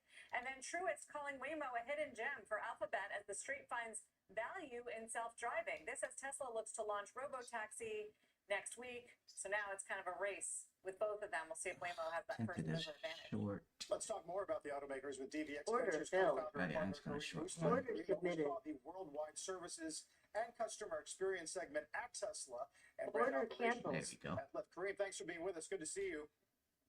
Good morning. Thanks for having me. Really interesting race we've got set up. Sarah mentioned sort of the head start that Waymo has, but there's a lot on the line for Tesla next week. How much do you think this different strategy on technology can help them catch up, if at all? Well, I think we have to look at what is going to happen in the next few weeks with the lens of understanding two things. One is the pilot that Tesla is launching next week is likely to be very small in nature, very low scale, and frankly, very, very likely to succeed. Coffee. Because we're talking of a limited pilot, limited scope in defined neighborhoods with a lot of constraints that are put into the system. So it's very feasible. 626 is my short. It's about to hit. To be able to Order use filled. And she hit. in a safe and reliable There you way. The real proof for Tesla Order will be to submitted. see how fast they're able to ramp this. I mean, it and if should they're on hit, pace, hopefully. on the Order path to filled. be able to catch up to Waymo. For comparison, Waymo is currently giving It did? 250,000 rides Oh, I thought you said it every did. week in fully autonomous robotaxis.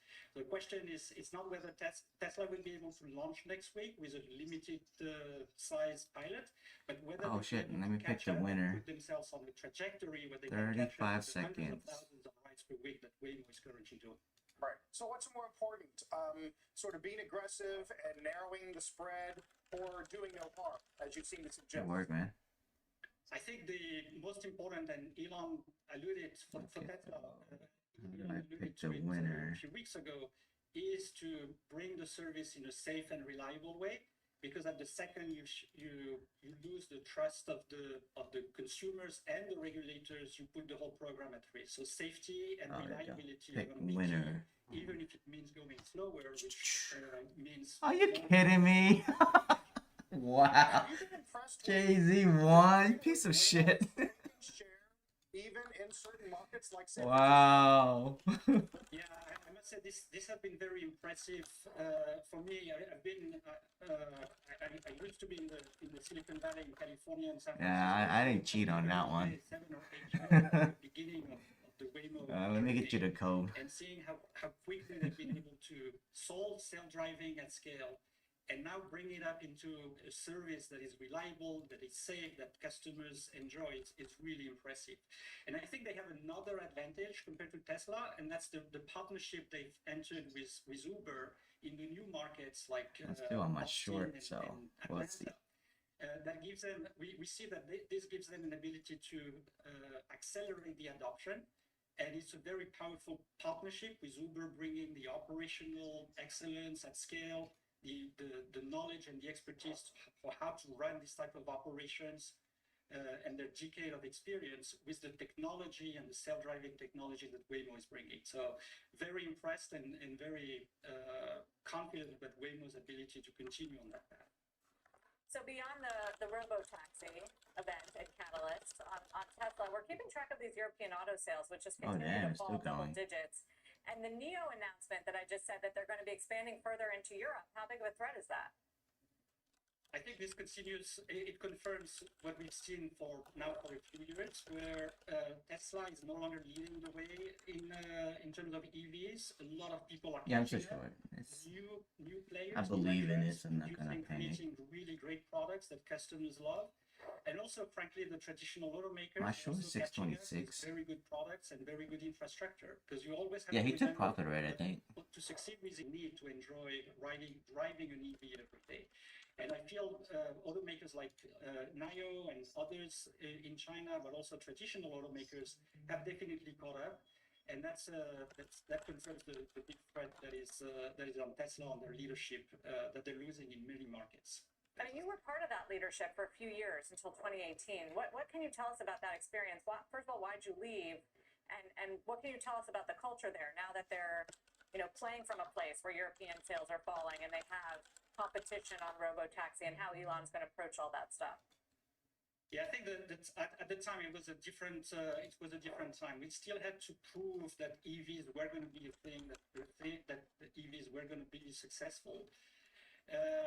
It was all about the obsession for creating that perfect product and that perfect experience for the customer, and that's really what allowed Tesla to win at this time. Convince customers that owning an EV, owning a Tesla was a great thing to have, and then creating an enjoyable experience, and then putting all that obsession with the customer experience in the service of building great processes, great teams that were able to scale the company very, very quickly. To your question about why I left, Only 10 o'clock my time. Damn. 2018, when we had achieved what we wanted to achieve in terms of showing that Tesla was going to be able to succeed. We had achieved what we call the mass level in terms of production and sales, and it was time for me to look for another adventure and something else to do. Well, a lot of eyes going to be on Tesla next week, and this race is really interesting and probably in the end pretty beneficial for consumers overall. Kareem, appreciate your help helping us understand it. Talk soon. Thank you. Thanks for having me. Shares of Hims and Hers Health doubling on the year, adding to gains this morning on a new acquisition abroad. We've got the latest for you on that next. Oh, damn. Look at that. You saw that. Record intraday highs first since December 2024. Hey, make sure it look good. After the bell. We are seeing strength in that. Also, NVIDIA the top of the list today, along with Tesla and Amazon, all helping the tech trade fuel the overall S&P and NASDAQ. We'll be right back. When I short this account. Order submitted. Order filled. Order submitted.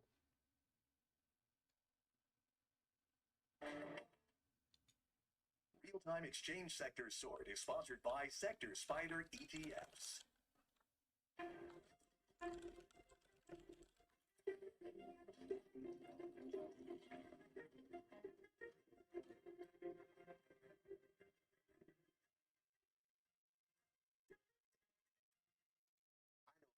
Slick-looking goggles/glasses, but I have no idea how to make slick-looking social media. Order submitted. GoDaddy Aero uses AI to create social content out of thin air, like this one. Goggle glasses are great gifts for all guys and gals. Life insurance is a wonderful asset, but what happens when you no longer need it, or you can't afford it any longer? Meet Tom and Susan. They chose to sell their policy for $200,000 cash.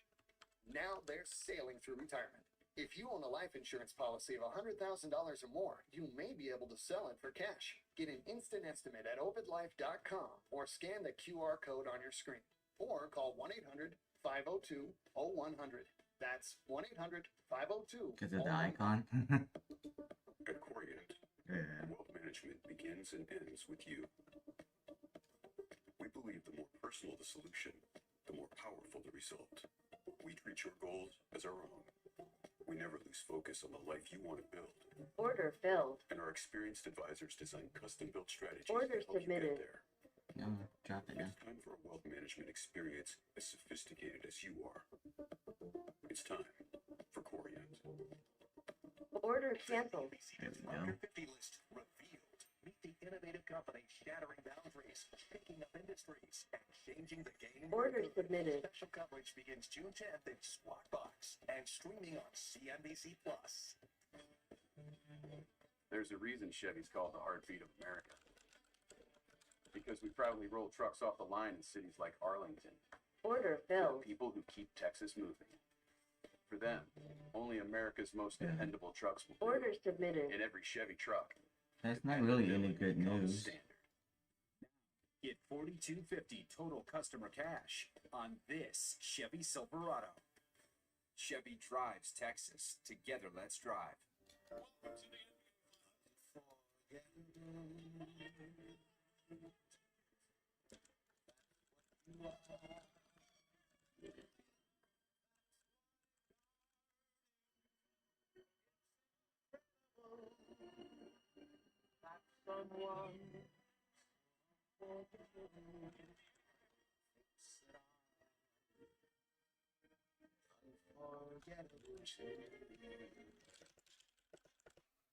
Welcome back. Shares of Hims and Hers Health on the move this morning on some Order M&A headlines. canceled. Brandon Gomez spoke with the company CEO, joins us with some of the details on this sort of battleground stock. Brandon? Yeah, the shorted stock too, we have to note as well. But look, shares off their morning highs. Initially on news, it will acquire a European telehealth platform called Zava. Now, Hims CEO telling me on a call over the weekend, we're excited to accelerate both the European expansion, but also use this platform, Zava, as an accelerant to move into new markets. Now, the company did tease plans for global expansion plans during the company's first quarter report, recently bringing on a new chief operations officer, Amazon veteran Nader Kabani. But this isn't their first toe dipped into international waters either. The company has been in the UK since 2021. This deal expands Hims' reach to Ireland, Germany, and France. Hims already has 2.4 million subscribers on its platform. Zava expands the company's reach with 1.3 million active customers as of last year.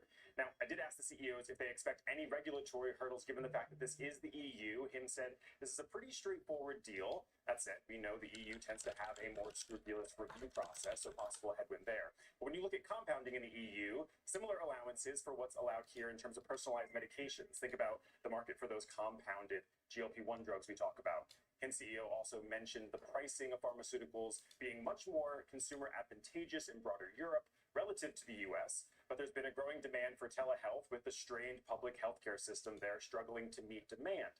The deal is expected to close by the middle of this year, which the company said is when we'll get details regarding the terms of the deal, pricing, things like that. Right, not disclosed today. Right. Brandon, thanks. A pretty interesting deal watching Europe. After the break, a fresh read on the health of housing from one of the country's biggest home builders, the CEO of TriPoint Homes. He'll join us as we've just reclaimed 5950. Money Movers begins after this. Order submitted. Morgan Stanley, old school hard work meets bold new thinking. To help you see untapped possibilities and relentlessly work with you to make them real. Your shipping manager left to find themselves, leaving you lost. You need to hire. I need Indeed. No. Indeed you do. Sponsored jobs on Indeed are 2.5 I gotta times try my faster cash than account today. Visit Indeed.com/hire. No, I'm not. Order I'm filled. not doing that. CrowdStrike Charlotte AI is delivering the future. I'm still home at Ethereum. What's now? Order submitted. Yeah. Built on the intelligence of every breach we stop and refined by human expertise, Charlotte AI gets smarter so your business stays safer. So you can build for tomorrow with confidence and efficiency and protect what matters most. That's why the businesses you trust CrowdStrike. CrowdStrike. Funny now. We stop breaches. Zepbound means change. For adults with obesity to help lose weight and keep it off. Zepbound can help adults lose up to 48 pounds. Order filled. Almost over 58 Order pounds. submitted. We don't know. Zepbound works differently by activating two naturally occurring hormone receptors on Yeah. body. It's changing what I believe is possible when it comes to weight loss. They can. Don't take Well, no, he's supposed to dip by his third year, and in the fourth year, when he gets out, it's the next halving. multiple endocrine neoplasia syndrome type 2. Then we probably see like 300K. Stop Zepbound and call your doctor if you have severe stomach pain or a serious allergic reaction. Yeah. Severe side effects may include inflamed pancreas or gallbladder problems. Tell your doctor if you experience vision changes, depression, or suicidal thoughts before scheduled procedures with anesthesia. If you're nursing, pregnant, plan to be, or taking birth control pills, taking Zepbound with sulfonylurea or insulin may cause low blood sugar. Side effects include nausea, diarrhea, and vomiting, which can cause Yeah, I'm waiting for the bot to short. It's not shorting, so I'm just working to help break the itchy. cycle of weight loss and regain. Zepbound means change. Discover the weight loss you can be bound for. Ask your healthcare provider about Zepbound. Explore savings options today. Michael Jordan's the only guy who can compare in terms of confidence. And you're Steph Curry. There's brand value there. There's brand awareness. Order filled. Order canceled. Business of Stephen Curry. Finish tomorrow, 9 Eastern and Pacific. Only on CNBC. Order submitted. Does it work? Tuesday morning again. Welcome to Money Movers. That's what Van did. He said he did pretty good like that too. Nuclear energy stocks with a bid this morning fueled by Meta's AI ambitions and a new power deal with Constellation. What that all signals about future growth in the sector. Follow the housing holding pattern. Single-family building projects with some signs of weakness last month. We'll get the latest read from one of the country's biggest home builders, the CEO of TriPoint Homes. And awaiting Trump-Xi talks as China trade tensions simmer. What the two leaders need to say to bridge the impasse? Meantime, kind of a similar pattern here, starting a tad weak, building through the course of the morning. We're just now above 59.55 once again as we got the opening bid bought a little bit. Dow's up 53. Sectors drop later this morning, some energy and some industrials too. Well, that's where we begin this morning. Joining us here at Post 9 is TD Cowen President Jeff Solomon. Jeff, again, we sort of climb the wall of worry, the uncertainty, the recession odds. The dang, bought almost got 200 crisis. points. I mean, all of this has been thrown at the market. Tariffs, and yet we're, what, 3% off the high? Yeah, well, listen, I mean, I think everyone stared down the tariff devil right at the beginning of we're sort of heading in the end of March and beginning of April. And, the president called off the dogs for the time being, postponed some things. I think we'll see if those come back, like steel tariffs and a bunch of other things that he continues to threaten. But every time, he threatens these things and then backs off, the impact of the next threat is less. And the market, I don't know if the market is right in discounting them, but it does indicate that the president is open for business and that we're trying to figure out how to get stuff done. It's just a messy process, and it will continue to be a messy process until we I'm start at 659 is my short. trade agreements. Not looking good. It's kind of hard to step up and take risk after the rally in May. I mean, I think, buying the dips has been a strategy that's worked for a long time. And if you did it again in April, you're pretty happy. Feels a little toppy. I feel like there's a lot more risk to the downside if some of these things don't materialize. That's sort of just generally how I feel in this moment. But I also think there's plenty of places to go to be looking where your tailwinds for multiple years. And again, I kind of feel like if you're in the day trading business or you're looking for short-term moves, honestly, the noise is so great it's hard to find the signal. That's sort of what I'm hearing from a lot of quant funds. And then so you got to kind of look at longer term things that, you can withstand the kind of volatility, things like investments in agentic AI. Like, does anybody think we're not going to quintuple or have 10 times the amount of spending in agentic AI in 3 or 4 years? Probably. Who are the winners in that? People should be doing the work on that because that's probably unassailable. Like, that's going to happen. Right. And so that's kind of what I'm thinking longer term if you're investing. You feel the same way about capital markets and financials? Yeah, so, financials is really interesting. The financial stocks are crazy cheap on a relative basis and on an absolute basis, actually, when you compare them to other points in history. We just had an analyst who launched on the sector, particularly depository institutions, and actually he got a great call out from Jamie Dimon about his research report. Basically, Jamie on the Investor Day said, you got to read Stephen Alexopoulos' report, which is a real testament. So the view is that the sector itself is super cheap. Now, I think there's people worried about fintech and the impact that Bitcoin or crypto will have and stable coins and what does that all mean. But honestly, I just looking at our own business, even at TD, there's so many things to be done organically. There's so many tailwinds. And, the banks are doing well in this kind of a rate environment. If as long as we don't have runaway inflation, feels like this is a pretty good time. And that's a sector that just people have they're underinvested currently. So yeah, it looks pretty cheap. Well, I'm curious if you feel the same way about healthcare, which has lagged a lot, and biotech deals. That was one of your specialties at Cowen. It's been a little bit sleepy. Is that coming back? No, I mean, I think it's really hard to understand what's happening with investment in the sector from NIH and I think drug pricing. Those are the two overhangs. Again, I look at this like, for example, May was probably in biotech, but also outside of biotech. May was the third most active equity capital markets raising month in the last 10 years. Probably the other two are 20 and 21. So for what? What are they raising for? Well, just, I think when people stare down something like they stared down in April, and then it turns out that didn't happen, and the markets open up, people are like, okay, I need to raise money. And that's a smart thing to do. Oh. Put the money on the balance sheet because you don't know what the volatility is going to affect. Policy volatility is actually the new norm. I don't have any accounts for that. When I'm the just going to markets get do it. open up and you do get rallies, people are going to tap the markets and raise money.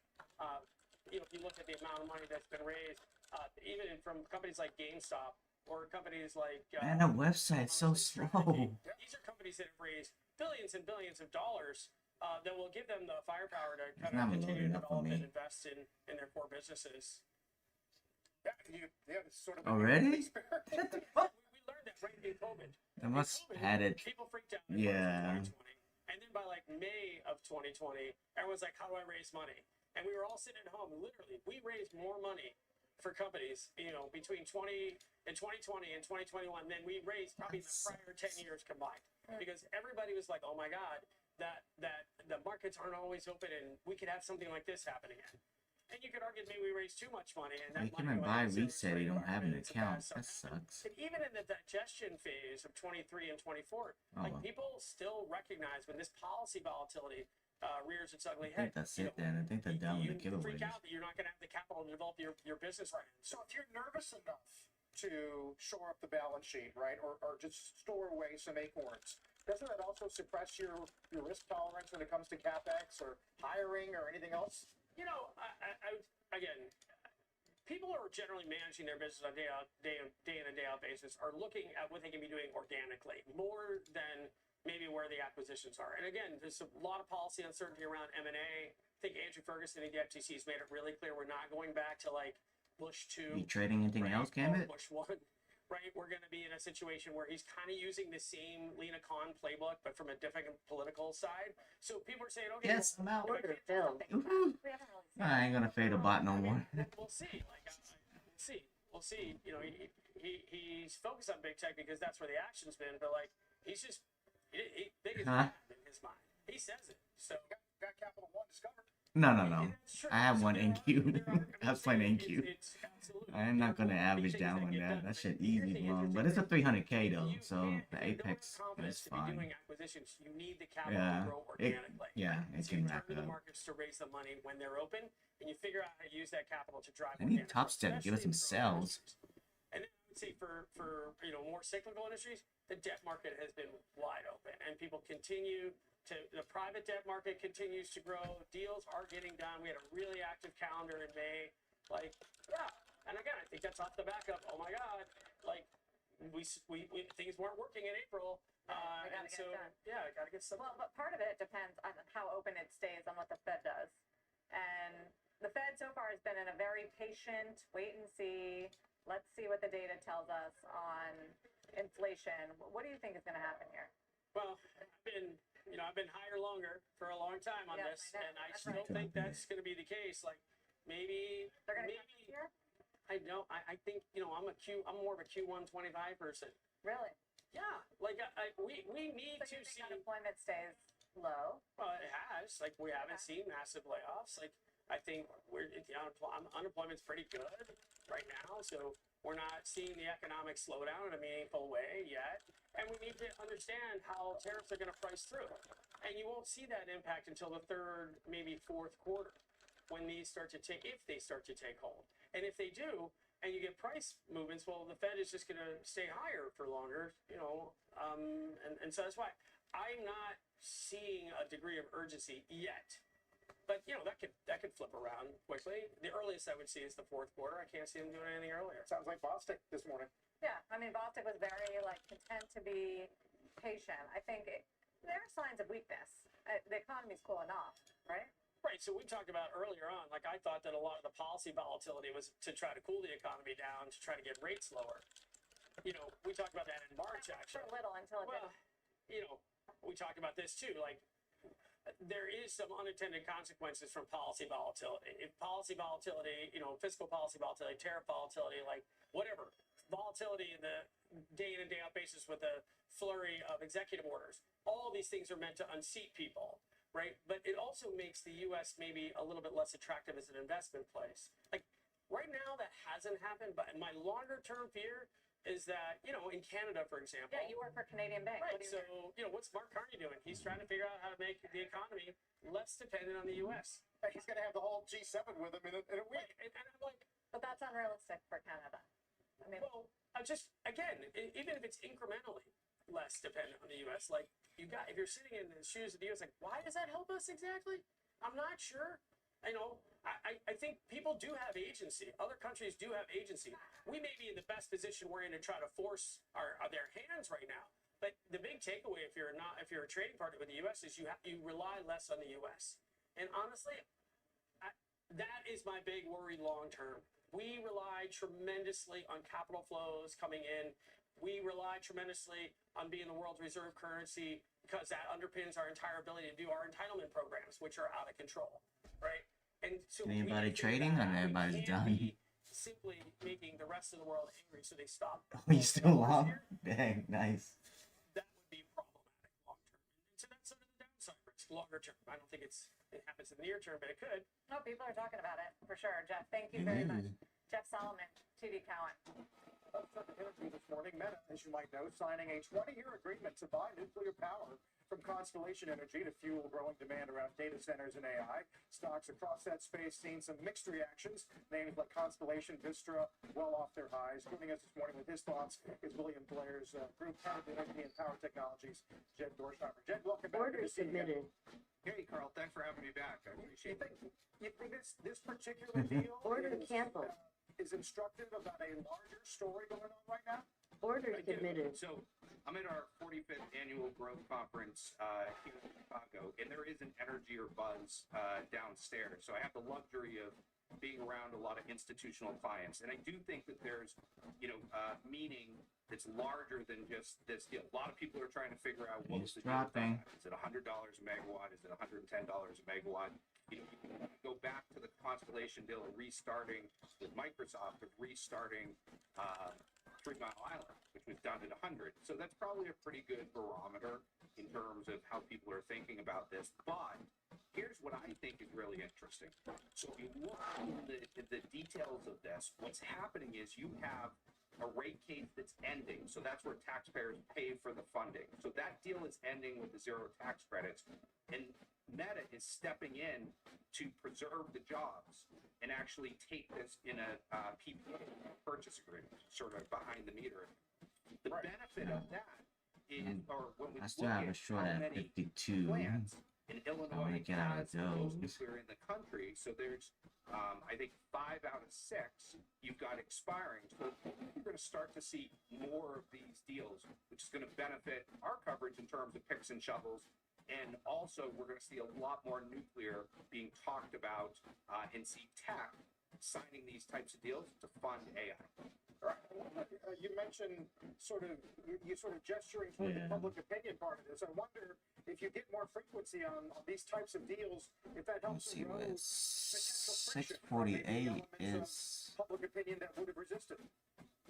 I think so. You definitely have a not in my backyard phenomenon that exists with nuclear, but I think a lot of that is conflated between nuclear weapons and nuclear power. And we have, really suppressed the most energy dense technology, I think, to our detriment.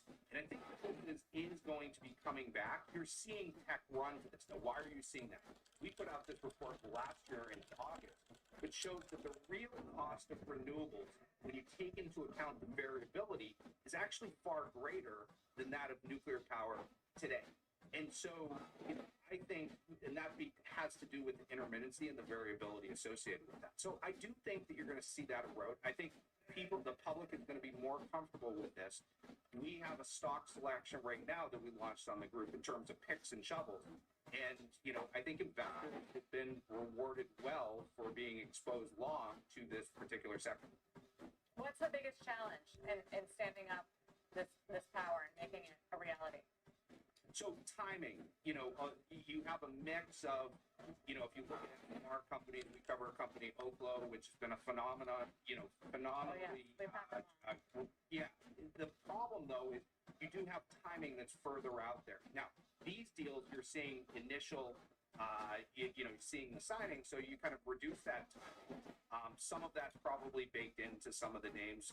GE Vernova is one of the, been a beneficiary that we cover, kind of one of our top names, our best pick for this year. But I think, as Carl mentioned, I think a lot of this is going to, wane as we see, the cadence of these deals start to pick up, and this becomes more comfortable for people to accept. Very interesting. Yeah, you mentioned GE Renova, another all-time high this morning. Jen, congratulations on the conference. Thanks for helping us understand this deal a little bit better. Talk soon. Thanks. Closer look at one U.S. industry that's rapidly losing ground in China as the trade war drags on. Plus, what to expect from a conversation between President Trump and China's President Xi. And the tariff tax on retailers, a detailed breakdown of the price hikes that a retailer could pass on to the consumer if these trade deals are not reached. That's when Money Movers comes right back. Yeah. Pump and then just was a chop all day yesterday when I was gone. At Odyssey Trust, we're more than just a transfer agent. We're on a mission to deliver peace of mind by making things simple, fast, and easy. We're proud to be the trusted partner of over 1,000 clients in Canada and the United States.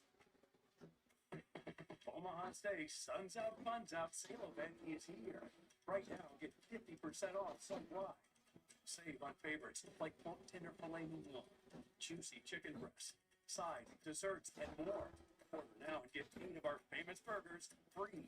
Visit omahasteaks.com/TV today to save 50% and get 8 free burgers for the best value under the sun. Just in time for Father's Day. This thing is so good for your gut health. They used to have collagen. They used to have probiotic green juice that replaced it all with this colostrum. My hair has gotten so much thicker ever since taking it. Bitcoin ETF the same as owning Bitcoin directly? While Bitcoin ETFs might offer a familiar face, they lack the true ownership and flexibility of directly investing in Bitcoin. With iTrust Capital, you can buy and sell real Bitcoin 24/7 with the tax advantages of an IRA. Real Bitcoin means no middleman, no restricted stock market hours. Choose the path of direct Bitcoin investment with iTrust Capital. Advance? Because access equals opportunity. Invest in Bitcoin at iTrustCapital.com today. There's a reason Chevy's called the heartbeat of America. I'm gone by now. Because we proudly roll trucks off the line in cities like Arlington. For the people who keep Texas moving. Find it out. For them, only America's most dependable trucks will do. In every Chevy truck, dependability comes standard. Now, get $42.50 total customer cash on this Chevy Silverado. Chevy drives Texas. Together, let's drive. Pretzel Trip from Little Caesars is the greatest of all time. Until now. Because stuffed pretzel crust is even greater. Yeah, coupons are the limit.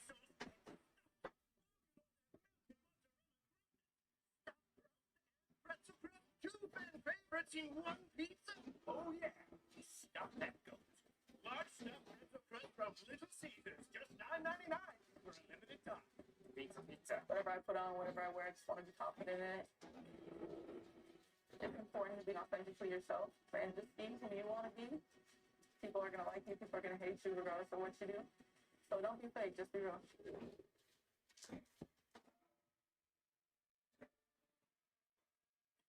Different. Play different. It's defensively. Everything becomes a lifestyle.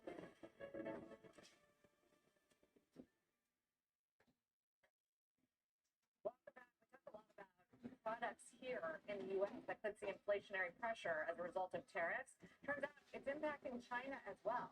As the trade war persists, our Eunice is in Beijing, but now it's impacting Chinese. Alright, I'll be back. I'm gonna get some stuff done. In Beijing, owner Toodles. Hugh